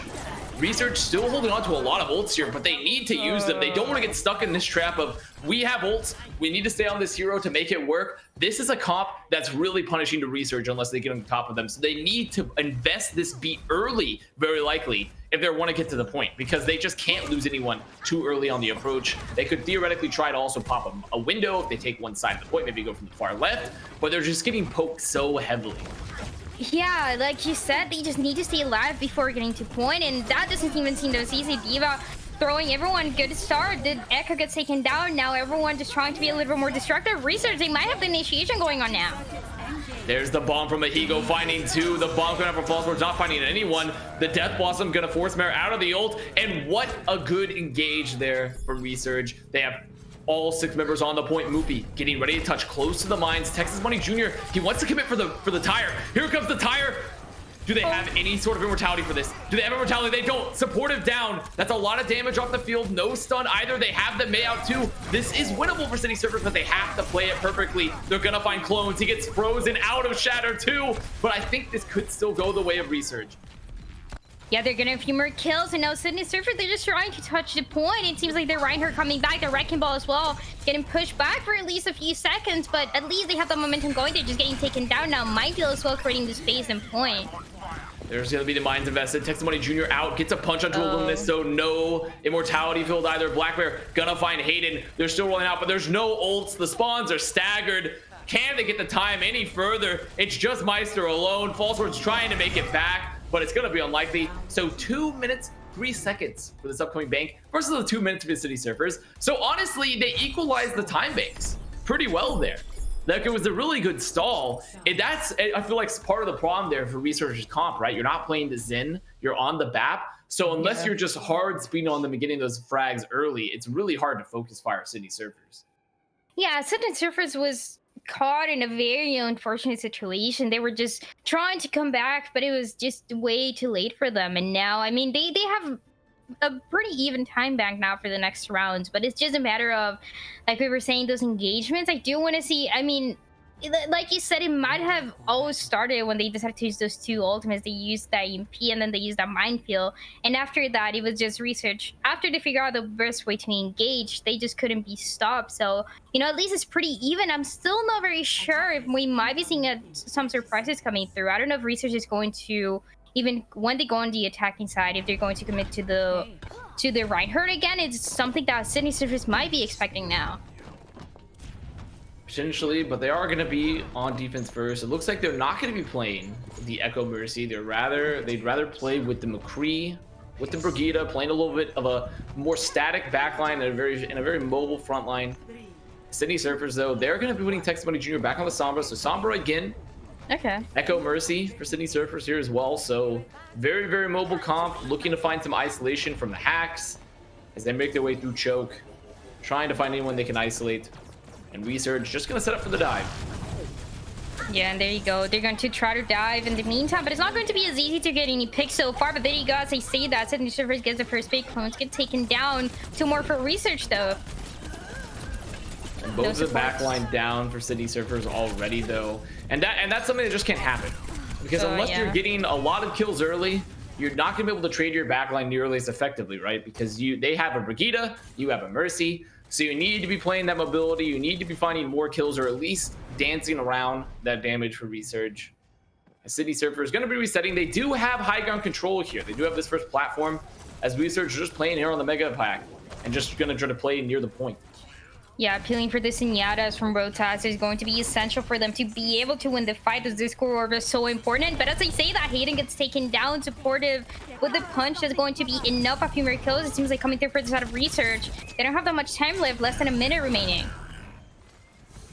Whoopi taking down a Higo, though Resurge still playing strong on this high ground. City Surfers trying to make it to point, but they're so low. Whoopi getting chased down by Supportive. They still have no ticks on the point. 30 seconds on the clock and ticking down. A lot of ults up for Resurge. They're gonna have the trance. They have both DPS ults. They will get 1 kill on Supportive, and they are gonna have that EMP and the Valk to engage. They need to commit it now at this point because they're only 20 seconds left. Actually, they don't need to commit anything else. Only the Valk. Valk gonna find 2. They're moving to point. They're gonna get the DMAC. They will force the trance, and this is great. This is great for City Surfers. They have point control. They just need to make sure not to lose anyone to this high noon, and they'll be in a great position. Yeah, Illuminous gets a pick into Hayden, and actually also gets Moopy, trying to get 2 kills. The Tiny Lake is taken down as well. Everyone from the side of Sydney Surfers trying to stay in point as well, but is it going to be possible? Postbone connecting with Hayden. Oh, Hayden having the worst time, and Mara did the duplicate for the rally, for the Brigida there. What a great duplicate hit, actually, to get the Brigida. It's huge for an OT scenario like this. Illuminous went big on the Zen, got kills, and popped the trance, but it wasn't enough. Hayden getting bullied on the opposite end of the Zen spectrum. As City Surfers holding on to the EMP, holding on to Bomb, gonna have trance. Georgie Boy does not have rally yet either. So unless Resurge do an excellent job of maybe finding some proactive aggression here, this could be rough for Resurge. Oh, it's not going to be easy with that EMP and that Bomb coming through. They're able to combine those 2 ultimates together. That might just be enough. Oh, the bomb on the high ground with the EMP, but they don't find that many. They only find Black Bear. There's the counter bomb. Gonna DMAC Fall Swords. They are gonna find supportive and Black Bear though, so no DPS on the field right now for at all for Resurge or Luminous. Gonna find Fall Swords who's out of the mech. There's the rally invested. Time's running out. Mine's on the point, and that is gonna be it. They can't get the touch again. Only 1 point for the City Surfers. And really good job from Resurge. They did a good job of mitigating the aggression there. They stalled the point. Illuminous once again finding frags, but City Surfers just seemingly not in position to fall after the EMP. They were hoping the bomb would be enough, but I feel like they had to be a little bit more aggressive there, right? Yeah, definitely. And it was just so the bomb went into one of those platforms. It was even a little bit harder to get any kills with it than that EMP. It was the right idea, right? But that's what I'm talking about. You never know if it's going to work out well. And I mean, Resurge, I just want to see what they're going to do now. Oh. Sorry for being a gamer, Solomon. No one has to apologize for gaming here, okay? Gamers are truly the most beautiful of all people. We're all gamers here in some respect, right? So I mean, honestly, there's nothing wrong with being a gamer. We can all love gamers for how they're contributing to your various Valentine's Day. I mean, you're watching a tournament right now on Valentine's Day with gamers. So really, what does that make you guys, huh? There's no need to apologize. There's no need to apologize. As Sydney Surfers, though, they are going to be on the defense. They're looking to just stop them here on first. They can win the map that way, take it to 1-1. Ideally, they might be able to get a draw. There's not very much more time for Resurge here at all. And Resurge, it looks like they're going to commit to that same composition. Yeah, it seems like that's going to be the case. But to the Surfers, like I was saying, they might be expecting this now. Mara now in the Junkrat, pretty much damage, trying to break that Reinhardt shield faster. I do like this pick now. But in Resurge, they want to take the high ground here. Really interesting approach. And Roadhog getting taken down already. Oh, Fall Swords on the ult, giving hero there, getting caught by the Mei. As Sydney Surfers, though, retreating towards the point, you see a very aggressive clones into the room. The hammer swinging. Sure, Higo's going to get demech, but they're finding all the kills. And this should be first point going the way of Resurge. Very great isolation there in the Fall Swords on Hog. They just froze him. They took him out. And now Resurge, they have a lot of time to move into second, but they don't really have a lot of ults. Yeah, and this is going to be difficult if they want to try to capture a point fast. They maybe want to go into a little bit of a poke phase, trying to get those ultimates faster. But thus, again, they don't have a lot of time. Sydney Surfers, they just have to figure out the best way to hold the point. They do have Mara and the Junkrat, like I said, so a lot of damage already coming through for this team with the Roadhog as well and the Sigma. But you just have to be careful the minute Resurge gets those ultimates. They need to play split here. They can't get caught. They do have Hayden on the high ground. Pretty isolated. Hayden, they don't even see him. They're just like, whatever, Hayden. No matter. There's going to be the IMAX, the window invested, but Illuminous going to go down. They're also going to lose supportive. There's the Shatter, too. The Texas Money Jr. Shatter. Run the duplicate. This push is done. This push is definitely dusted. And Resurge, they have to back off. Yeah, good duplicate turning into the Reinhardt. I think that's the only time where we can see Reinhardt being viable is when those duplicates. If not, then it's just not going to be easy. Clones is about to have it, though. Say that, but Clones is still on the Rhine, right? He's still committing to this. They do have a Mei ult as well, so there are some good point control ults here. But look at the City Surfers. You know, they have the Flux. They're coming up on the Trance. They're coming up on the Tire. It feels like they should be in a good position to counter this, right? Yeah, if they can initiate with the Flux or inside Sydney Surfers, trying to get a few picks and baiting the Mortality Fear, that might be a good idea for them. Oh, there's the Flux finding supportive. They dove Hayden on the high ground very aggressively as well. Clones dropping the Shatter, gonna find another. The Tire gonna find Clones in return. So only 3 members alive for Resurge. They're gonna commit the Blizzard here as well. They want to win this fight. Higo out of mech. That's a huge demech actually here because Texas Money Jr. is gonna be very free to zoom around the point. He has the orb on him. It's almost impossible to take him out of disguise. And there's gonna be the beat investment from Georgie Boy. It's the last few seconds, and looking like we're probably gonna have a tie here unless the impossible happens. Higo back in the mech, about to have the bomb. There's gonna be the freeze, the bomb out. Doesn't find one. It finds Moopy as well. It puts them, the Trance on the point. Meister coming back with a nano. They need to find some kills fast, but all members of Resurge are on the point. Illuminous is back. This is really good for Resurge. Oh, it seems like they're going to get it. Resurge in the meantime, just trying to stay on point. They're getting the kills. It seems like that's going to be enough. Monkey trying to jump into point now. Sigma as well, but they're getting pushed back. They're getting taken down, and just like that, it seems like the Resurge, they win another map. Oh my goodness, Resurge staying alive. The trio there of a Higo, Georgie Boy and Black Bear just sustaining long enough to get the beat, force out all the cooldowns and the ults from Sydney Surfers. The recontest, pretty much all the stragglers come back in from the spawns. What a good job from Resurge there. Once again, winning on a clutch recontest. And this is the Moopy 6K off the EMP. It's quite nice, but realistically, I feel like they would have liked to have had those mines for the next fight. I don't even think that was totally necessary, but it was a really good combo. And now Resurge, they're up 2-0. Yeah, I didn't expect it to go this way. I expected Sydney Surface to take this map and then take us to a 1-1, but the Resurge, they, like you said, if they have the momentum going, it's going to be hard to stop them, and that's exactly what they were trying to do. I really like seeing how aggressive they want to be at some points, and that is what's working out for them. Sydney Surface, they're almost there, but they haven't been able to catch up. Well, we are going to be here shortly with map 3, but we're going to go to a quick break. You can watch some various sponsored ads like ExpressVPN and such, but we're going to go to a quick break and we'll be back for map number 3.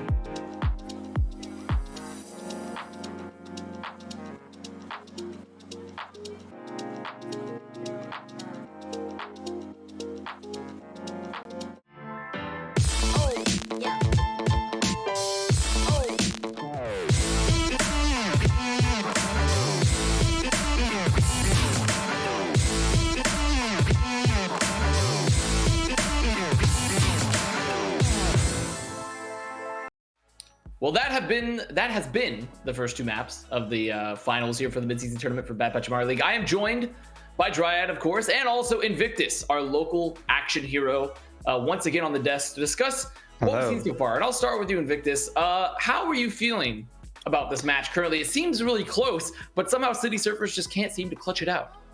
I think, yeah, the clutch factor there for Resurge is just, unmatched. That last fight, that was going to be a classic 2CP and a draw incoming, but they managed to clutch it out with 3 versus 6. So that's what they've been doing all tournament and all regular season as well.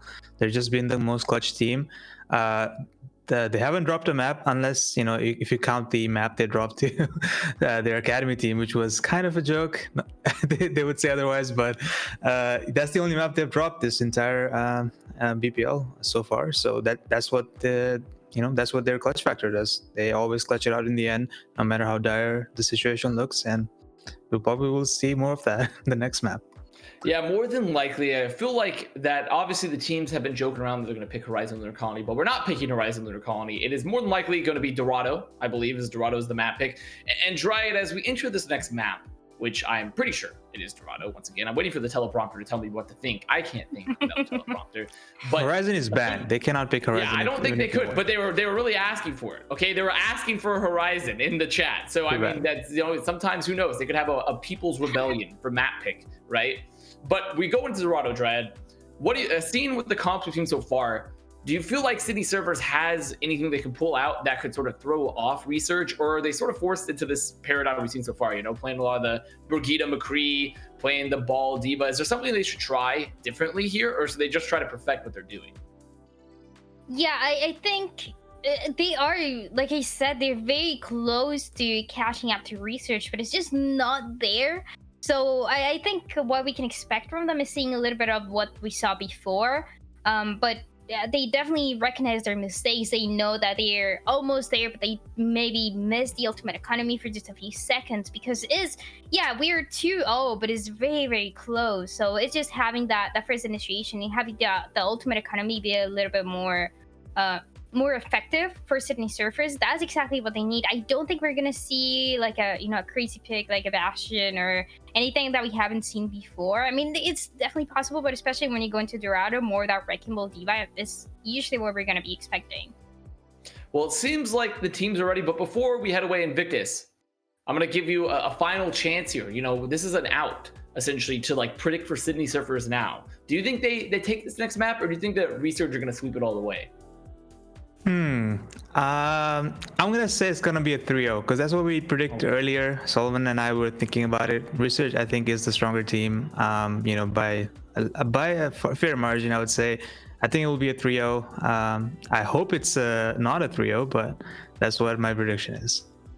Okay, well, thank you, Invictus. We do have a cast to get to, so we'll move over to the lobby, and we will perhaps be joined by Invictus again. We'll see if he comes back. I mean, he could be saving the world by the time that we're going to be back. But let's go ahead and throw to lobby and get into our game very soon, because it is going to be Dorado, obviously. And I'm kind of in agreement with Invictus, but I still have hope for City Surfers because I feel like they've made some adjustments and they had some pop off in their DPS line in particular. I mean, do you think, Dryad, there's any chance for City Surfers? No, yeah, I definitely think there's a chance. I think City Surfers is going to take this map. That's going to be and I'm gonna be betting on just because it's third map. They don't want to get through at least. So, and they have some really good times where like Mara's getting a few kills, Texas Money Jr. and the McCree, when we saw this player popping up, was doing really good. So if you can even depend a little bit more on the DPS line and peel for your supports more, then that's exactly what Sydney Surfers needs to do. But like I said, it's just right there. They just need to make a few judgments, and that's going to be it. But I mean, the Resurge is going to start in defense, though. Well, here we are with Resurge on defense. They are playing a comp we've seen them play a lot of. It's going to be Store on the Mercy and Black Bear on the Echo. So very mobile composition here for them, looking to dive that back line. But City Surfers coming out early with that static backline with Maestro on the Brigida. So they're going to try to hard pocket Chance. They're going to hope their tanks can make that space for them. And Texas Money Jr. on the Ashe, actually, which makes sense for this map. I mean, use the coach gun to take some high ground, throw the dynamite, lob it above the walls like you might, a water balloon over your cranky neighbor's, wall. something like that, you know, throw into their backyard.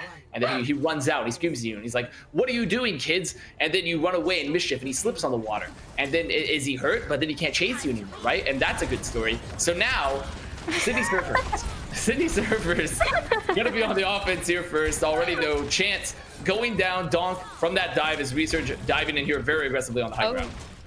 Yeah, Tika's already going for a Resurge, and Sydney Surfers now, I do like this composition. Mara gets taken down Illuminous now, and Texas Money Jr. on the Ash. I think this is going to be really effective for this team. Store gets taken down, no mercy for Resurge in the meantime, so that means that they have to fall back. They have to wait before the mercy is able to come back.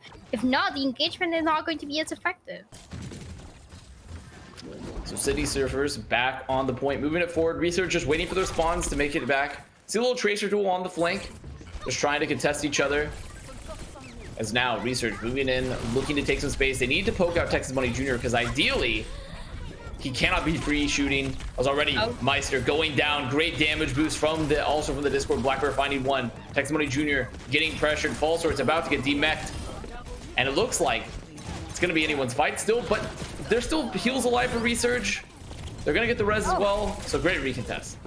Yeah, they're doing really good here. Black Bear gets 2, and with that, the res also coming through. Illuminous back on the field now. It seems like Sydney Surfers, they have to wait before having this engagement happen. Or Resurge, it seems like they also are going to have the duplicate to use early on if that's exactly what they want to do. Even turning into Moopy, into Falser, that should be enough. And Sydney Surfers, once again, having the issue of having that proper engagement. Mara getting taken down again. Oh, great there from False Words, denies the pulse, so that's good. Not going to lose anyone else, but now the high ground in control Resurge, but great focus fire there from Texas Money Jr. They're moving up the stairs. Blackbear trying to be so aggressive, chooses the Cree to go duplicate, and does not get much. This duplicate flashbang getting eaten as well, and that backline of Meister, Chance, and Texas Money Jr. standing resolute like the Alamo itself, winning the fight there on the stairs. Great counter dive from Sydney Surfers, great peel. That's going to be first point. Going the way of Sydney Surfers, unlikely that Resurge goes for the recontest. They're probably going to set up here on the high ground for second and just use the mines maybe to force an ult, try to get a pick on the back line. Yeah, that's exactly what they want to do, but on the side of Sydney Surfers, they might try to use the rally to engage here, even though it's a little bit awkward in this phase until they pass this corner. And like you said, Resurge, they just want to keep control of the high ground. Ideally, that's going to put the team in an ideal situation to just keep holding the point. Mara does have the pulse bomb though, but connecting it to the Señata, especially with the turns, is not going to be easy. Oh, there's the dive with the bomb on the high ground, trying to find 2, but there's a great pulse from Mero, finding Store and Black Bear. That's a lot of damage off the field, a lot of heals as well. Moopy gonna find supportive. There's no backline here for City Surface at all though, and the rest of them already cleaned up from this counter dive. Supportive, Illuminous, Ahigo just finding kill after kill from that aggressive dive, and it's only False Swords there on the flank, getting double teamed by Donk and Ahigo, gonna get demeched. And really not a lot of cart presence here for City Surfers at all. Yeah, it's not the first time that we see the same scenario where Mara gets 2 kills, but the team then just takes a little bit longer than expected to really capitalize a little bit. Now the payload is moving just a little bit, but the kills keep coming through for Resurge. They are going to force that trance. There's going to be a double support ult actually from City Surfers on the cart. So they've overlaid both the Rally and the Transcendence. So they're not going to have either of them for the upcoming fight. Black Bear's going to have the duplicate available. They're going to have a bomb here for Rahigo, sending it in. Donk picked off. Does no one do it? Bomb, no, a little bit overshot there. Perhaps maybe picked the wrong club. Perhaps picked the driver versus the putter. You see False Swords taking a lot of damage on the high ground. Still Resurge in control. Black Bear popping the high noon. Not going to get much. Trying to find another. They are going to find Meester on this low ground. Is Resurge still just kind of devolving into chaos around this cart, but it's looking pretty good for them. Yeah, so far looking so good. Mara gets a pick into Black Bear, and the payload seems like it might be moving in just a few seconds. The Mercy also trying to keep the team alive, but is it going to be enough?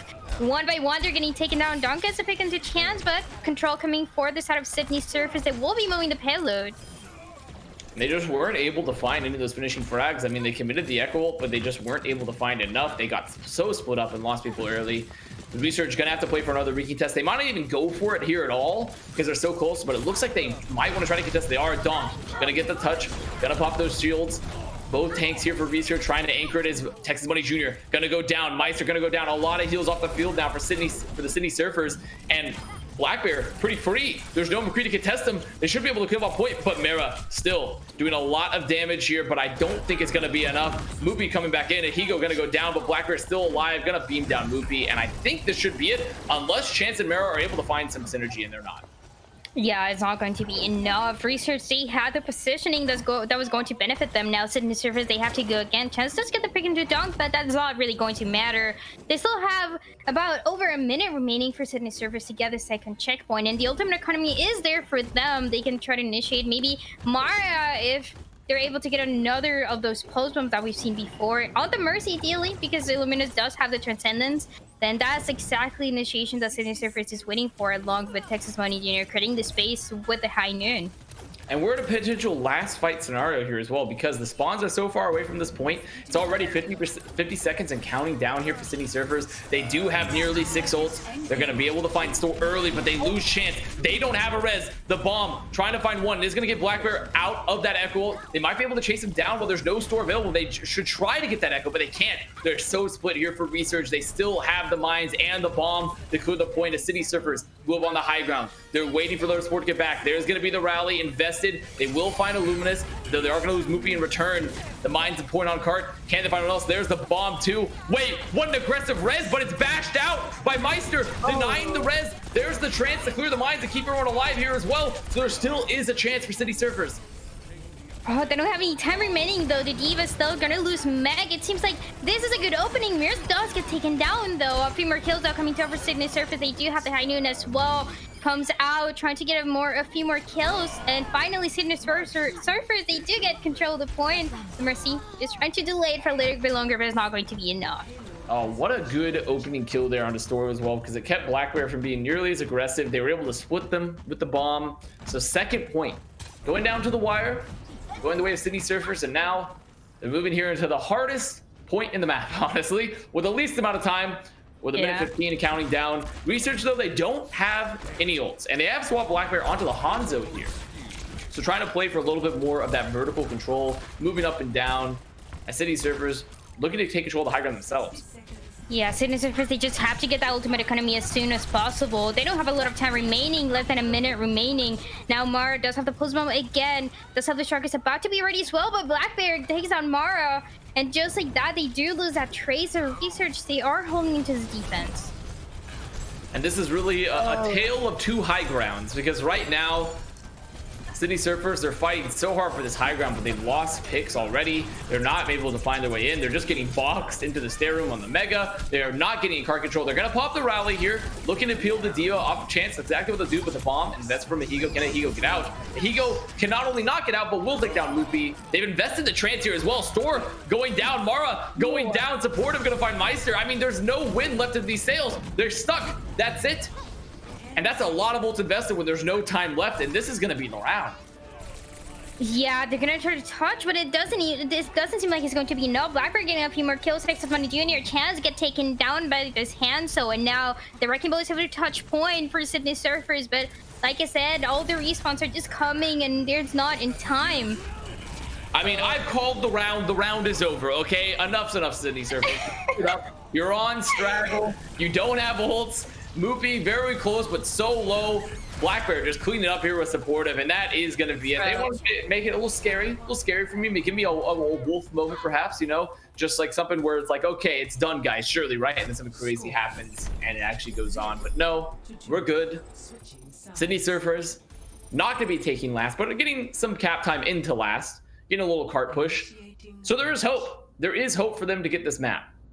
Yeah, I think for Sydney Surfers, it was just the timing of that rally. It could have worked better because when the rally came out, not everyone from the side of Sydney Surfers was there and ready to play more aggressive. So it just wasn't effective. They did get the pick into Diva, but that wasn't enough to take control of the high ground like Sydney Surfers wanted to. And now Resurge, they need to get, you know, past that second point, and that's going to be enough for them to take this map and to take the victory of this match. So They, like I said, they have this momentum, and it's not going to be easy to stop it now on the attacking side.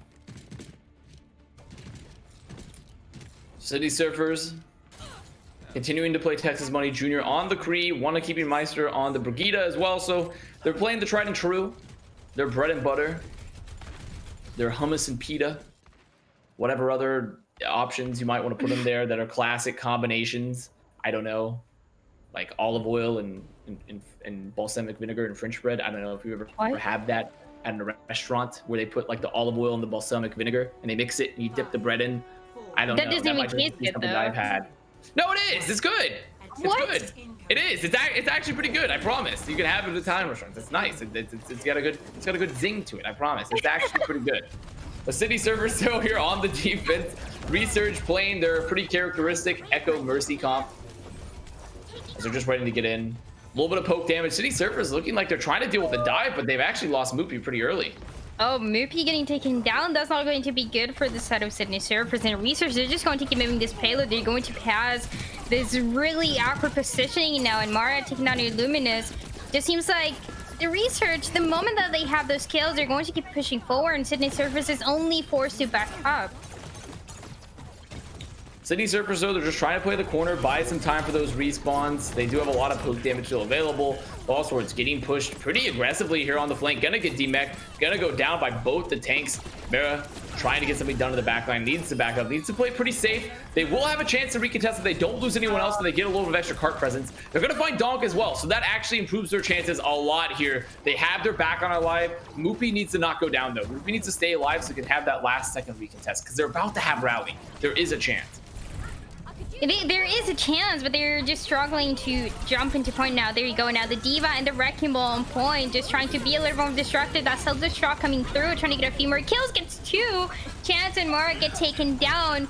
Good opening for the Resurge if they want to take this first point. Is going to be the duplicate also ready. It seems like going to come through. But in the meantime, the Break is trying to stay alive in point. Doesn't seem like it's going to be enough. And already the focus fire here for Resurge is very, very strong. Though the tank ults are going to be coming up very soon. False Swords will go down, but Moopy's back. There still is hope. There still is a chance. Chance can get this Transcendence. They're going to get the pulse on Blackbear. That makes it even more likely. Chance, though. Oh, no. Chance is literally gone. The Chance is literally gone. He's gone. And it's very unlikely they can win this fight now. The City Surfers are going to be losing first point. Moopy rolling on here to get a little bit more contest, but he should invest the mines. He won't. And that's going to be first point going the way of Resurge. Resurge, they have the ultimate economy as well for the second point. They can try to take control of the high ground very early on because Sydney Surfers are not there yet. So now you see a very aggressive poke forward here for Resurge. Blackbear and Store just trying to take some space. Try to force anyone early off this high ground. There's going to be a lot of ults available here for Resurge as Sydney Surfers are looking for the recontest. They're all walking on out. They do have some good ult banks themselves, but they need to be careful here because they don't want to invest this Transcendence too early, because if they invest it for the mines, they have to worry about the duplicate and the bomb. If they have to have a fight, good timing here, ideally aggressively, to maybe find some member of the backline. Yeah, they're going to initiate over the self-destruct. Actually takes down Chance, not able to use that Transcendence now. This is not going well for the side of Sydney Surfers, and now they're forced out of that position that they were going. Self-destruct now coming for the side of Sydney Surfers. Now not getting any kills, it seems like. The payload just keeps moving. But Blackbear is going to go down. Texas Money Jr. High Noon. They're still getting some good card contests here. They still will have both support ults for the Sydney Surfers. They can try to go very aggressive. They might not even need to because Supportive's down, so there's a lot less pressure on the backline. But Mero's down as well, so they don't have any card contests. They might need to try just play as slow as possible, get a demech. That's exactly what they're going to do. They still have support ults, but Chance low. Chance down, doesn't pop Trans, and they lose Texas Money Jr. Oh, the crumble, the actual crumble right now. The rally's going to be invested now. There still is some hope, but Meister needs to stay up, needs to stay alive, and Resurge are in such good position here with so much space. They just have to delete enough, at least Chance. Second time that we can see this player dying without being able to use the Transcendence. And now Resurge, they have that momentum going. They can use a Valkyrie if they really need it, but it doesn't seem like that's going to be the case. Finally, the Transcendence coming through for the side of Sydney Surfer. They do get it picked though. Illuminous getting taken down. Finding Illuminous is great, but they're going to lose Chance. He was too aggressive with the Transcendence. Wasn't able to put himself in a position to stay alive afterwards. Texas Money Jr. going to find supportive, but Resurge, they're healthy. They're on the point. Donk building up towards those mines, about to have the mines, but Texas Money Jr., the high noon as well, getting Blackbear. Texas Money Jr. with a Texas Money Senior moment yet again. The Oil Baron himself. And now, Sydney Surfers. They've stabilized on the point, despite some questionable positioning. The McCree paying dividends here. Oh, really good job from Texas Money Jr. Now, finally, some control the Sydney Surfers are able to get before losing that second checkpoint. They definitely didn't want to lose it that soon. And still a lot of time remaining, though, for Research and the Ultimate Economy. Once again, looking really good for them. They might try to initiate it with the self-destruct again. And if they get a pick, they need to keep Sydney Surfer supports alive. They're both Mines vested on point. Mines on top of Mines there. Texas Money Jr. already down. No ults really available here for Sydney Surfers to actually do anything. They're going to need to split from the bomb. The bomb's going to be out, splitting them even further. They still have some high ground control. They're getting some point contest here as well, but False Swords going down. Not able to remech. Moopy about to go down. Chance down. There's no bodies left alive to contest this point. So this will be second point going the way of Resurge. And 2 minutes 45 and counting. For this last point, they don't even have to full cap it. They just have to get further. The City Surfers. This might just swap to the Ball Sigma. Is that Ball Sigma? Or not Ball Sigma, actually Hog Sigma. Yeah, you know what? They're trying something different. It seems like they know. Oh, but Chance gets taken down again. Now on the Ana, this is just not looking good. The payload is about to get to the checkpoint, and that just might be enough. Research, they have that momentum going. And 2 minutes remaining. It doesn't seem like they're going to stop now. Oh, and they've lost the Torb. The Trob is down. There's the rally. They're getting booped everywhere. It's 6 versus 4 on the point. This Brigida trying to stand firm, but getting booped, not able to touch. And Resurge 3-0 over Sydney Surfers. They are the Bad Patchy Mario League mid-season tournament champions here with a very, very strong run. Resurging even when they were down, as their namesake implies, and really the history of Frogger mode lives on. Yeah, they did a really good job on every single map that we saw them, and even when they were struggling, they always knew how to make that comeback. Really good job from Research here, getting that 3-0. It seems like here in BPL, we saw a lot of those maps going to 2-1 over and over again, but for this finals, very surprisingly, we see this 3-0 really proving the dominance of Research. As Donk types in chat, Illuminous gets to play in the snow. So I guess Illuminous is now free from his Bad Patchy Mario League coils and gets to go frolic in the snow. I won't, because I am very not good with cold. I'm a hot weather person, but I'm glad Illuminous gets to go on as everyone drops hellos to me. Hello, everybody. But what an exciting finals. And also just as shocking to me is the fact that this schedule has somehow not had massive delays in the Bad Patchy Mario League today, which it always does. It generally always does with any tournament. So I'm actually more impressed that we've kept on time the entire time. But it was a good final. I think City Surfers, they just were not quite dynamic enough, to deal with Resurge and their highly mobile comps. And I really expected them to try to catch up to the speed of Research for this last map in Dorado, but it just seemed like it was a less close map that we saw from them. So a little bit unfortunate, but once again, if they're able to come to the finals and defeat all the other teams that we saw before, that's a really, really good job from Sydney Surfers. Research, though, amazing job from them. Really well-deserved victory. And we do have some interviews coming soon, TM, according to the magical teleprompter. So accordingly, we do have some interviews. I'm assuming from either both teams or just Resurge. So more than likely. But I have to say that throughout, once again, this is the second year of Bad Patchy Mario League, the second season, I guess. It is impressive how the storylines are still being developed, where our tech is ever increasing. I feel like I'm in a Civ game, and each turn, Solomon brings out something new, and each turn I blink and I look back, and he's built a whole infrastructure around it. So I'm excited to see, as we move forward through the rest of the season, how the midseason is going to motivate these teams, right? Because if we take a snapshot right now, Resurge looks to be the pretty clear favorite to win Bad Patchy Mario. But we could have meta shifts, we could have crumblings of team, we could have mental booms, right? Anything's possible. And it also looks like our interview is going to be Hayden and Meister. So Hayden and Meister coming in for our interviews here for our post game. So I think they're here. They're already here. That was fast. Welcome back. I guess not welcome back. You haven't been here with me before, but welcome to the channel, to this voice channel specifically. And I'm gonna have to ask you first, guys. You're a Hayden of the City Surfers. How are you feeling after that match? How are you feeling? I mean, yeah, it sucks, but you just gotta get over it and run it back next week. It makes sense. And Meister, yourself, you had a great game, honestly. I feel like you made some good adaptations But, you know, is there anything that you felt that Resurge did particularly well, or did you guys not play up to snuff? Do you feel like they were just a better team today? Like, what were your thoughts on the game?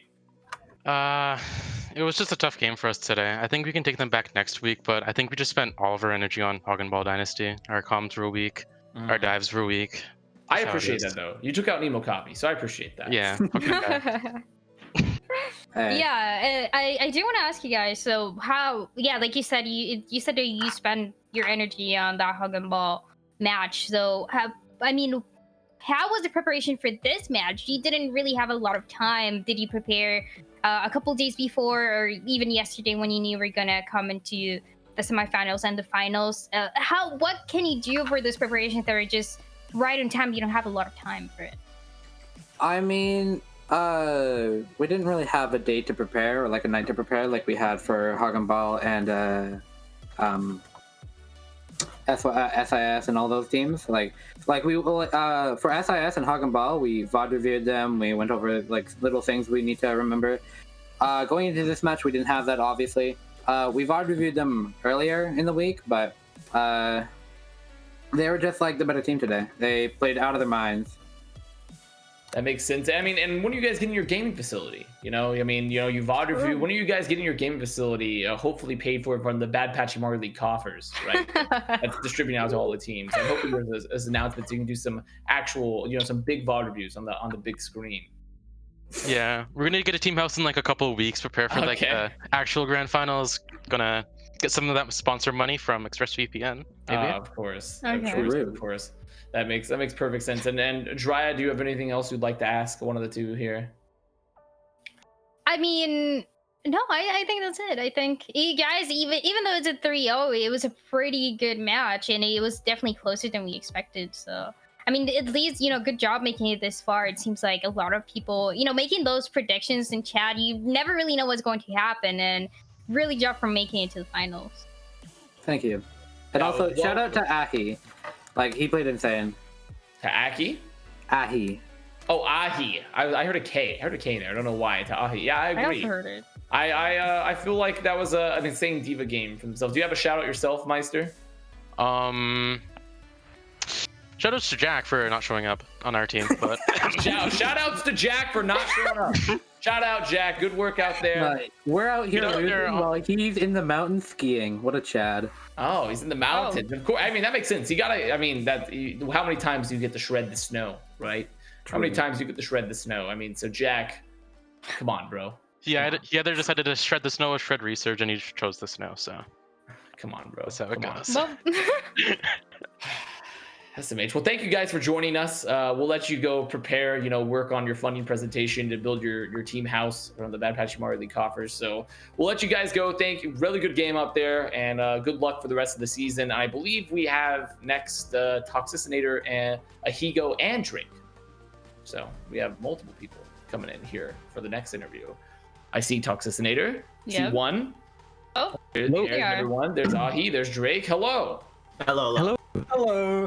Hello, Avast. You might remember us from Sub-Tourney. I do remember that. Dry, would you like to go first?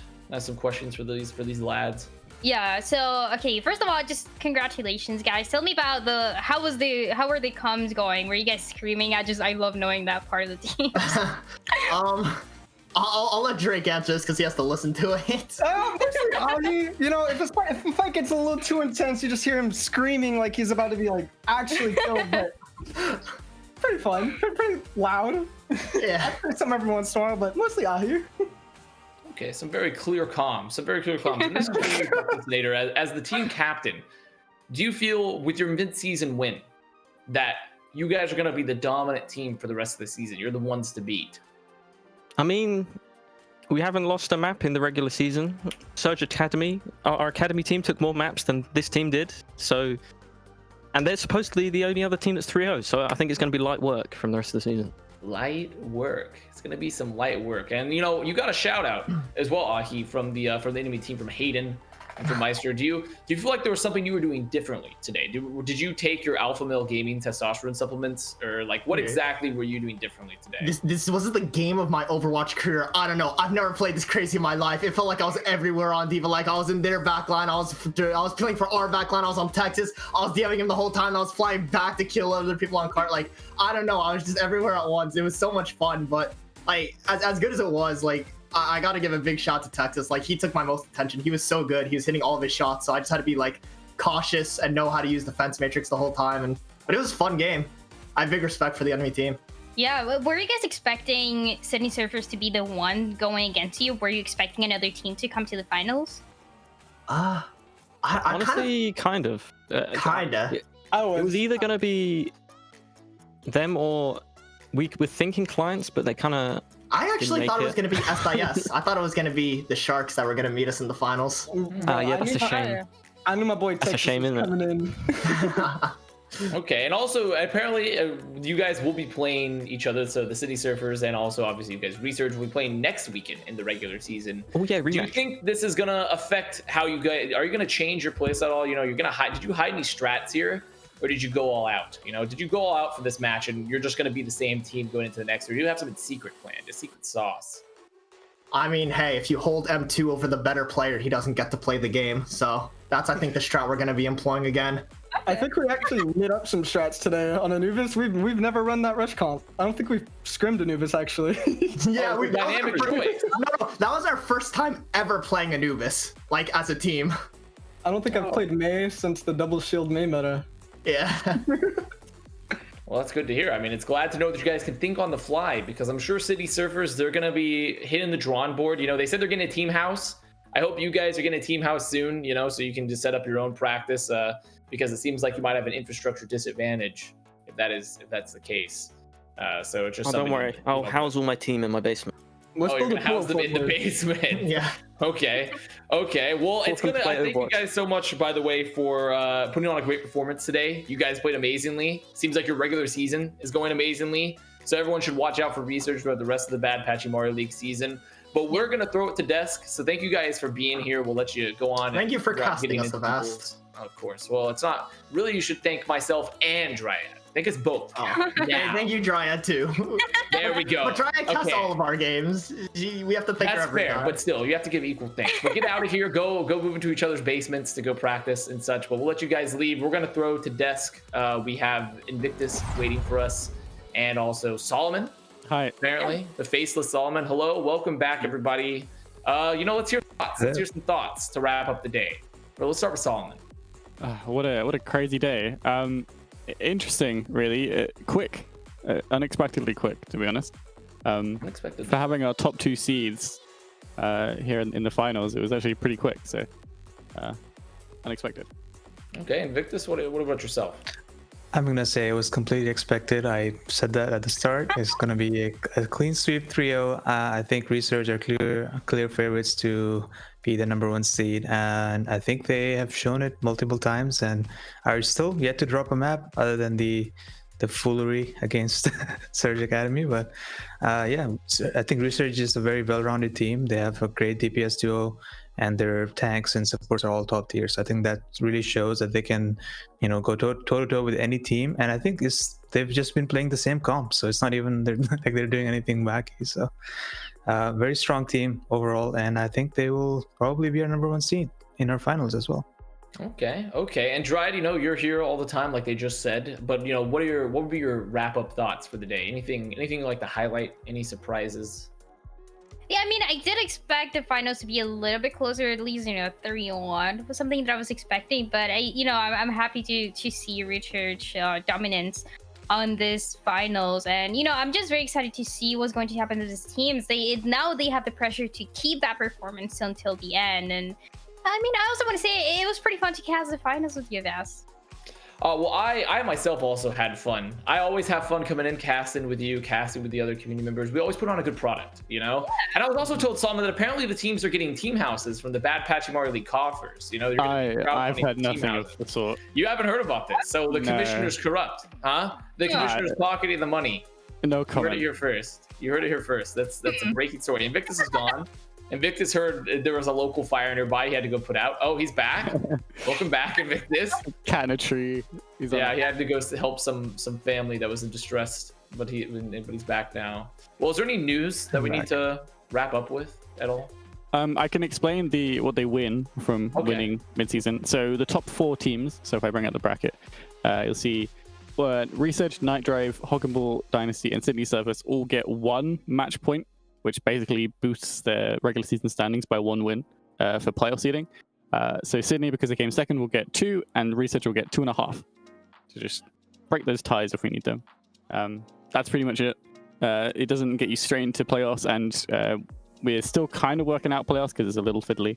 Once we've done that, we'll announce all of that later. So that'll be after week 6 of regular season, which is a good segue into next week because we have more regular season. Because of our Swiss system, we already knew 2 of the matchups. The first one is Resurge Sydney Surfers again, because they're the top 2 seeds. They will face each other next week. And we'll also see the 2, 0, and 3 teams, the teams you didn't see this weekend, the Sarasota Seniors and Sovereign. We'll see them next weekend match up. Okay, that is exciting news. So, do we have a venue announced yet for playoffs? You know, a venue for BPL the playoffs yet? What venue do we got? We'll see. Even if you're not in the right venue, you can pretend to be wherever you want to be in the world with ExpressVPN.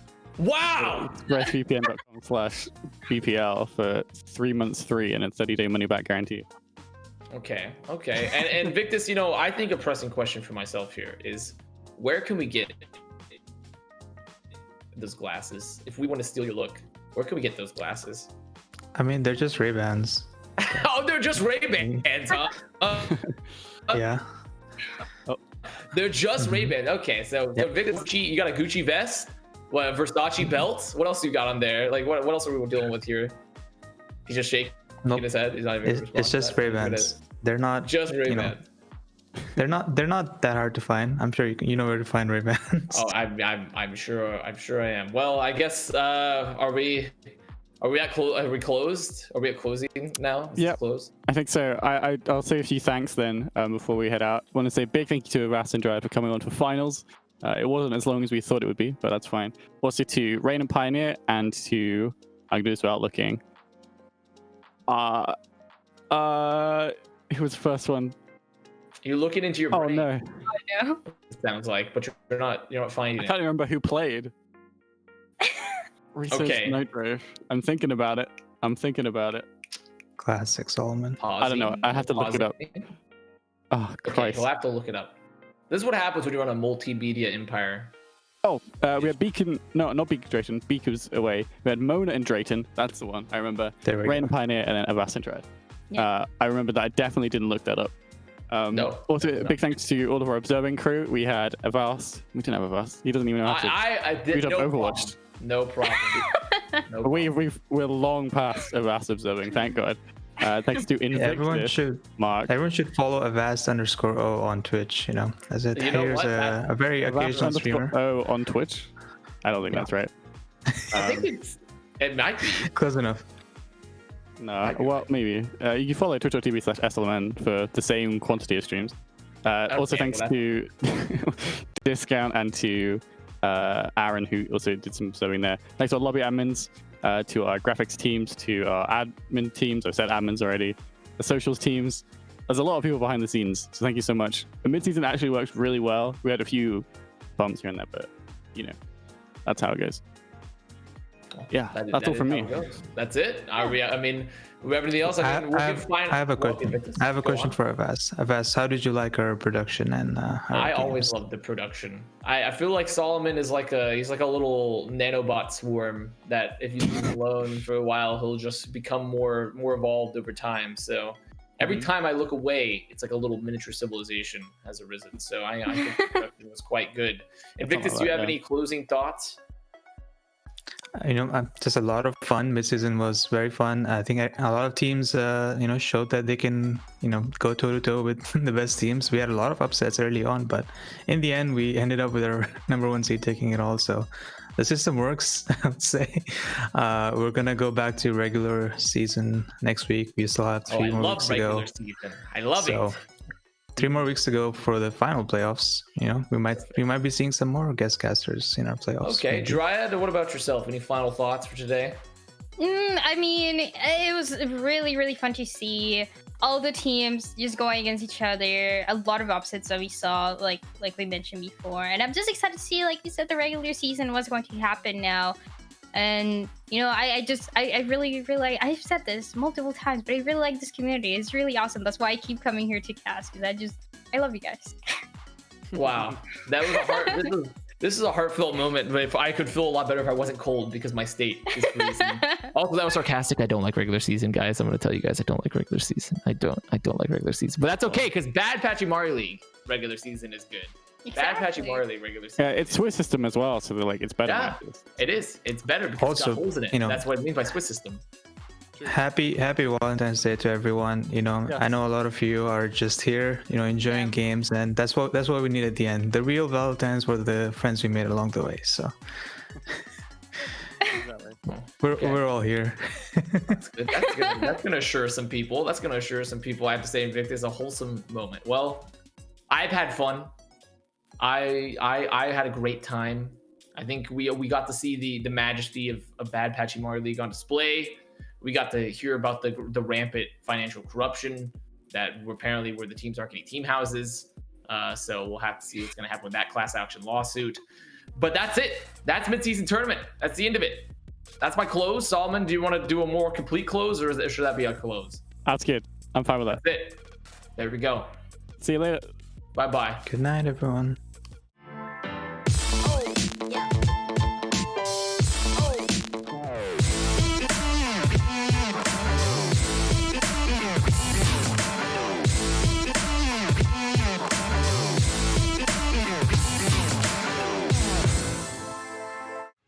Soldier destroyed! Nice. Zarya, why is it taking so long? Kill Zarya! Teabag Nemo, get him! Easy. Good job, guys. Easy.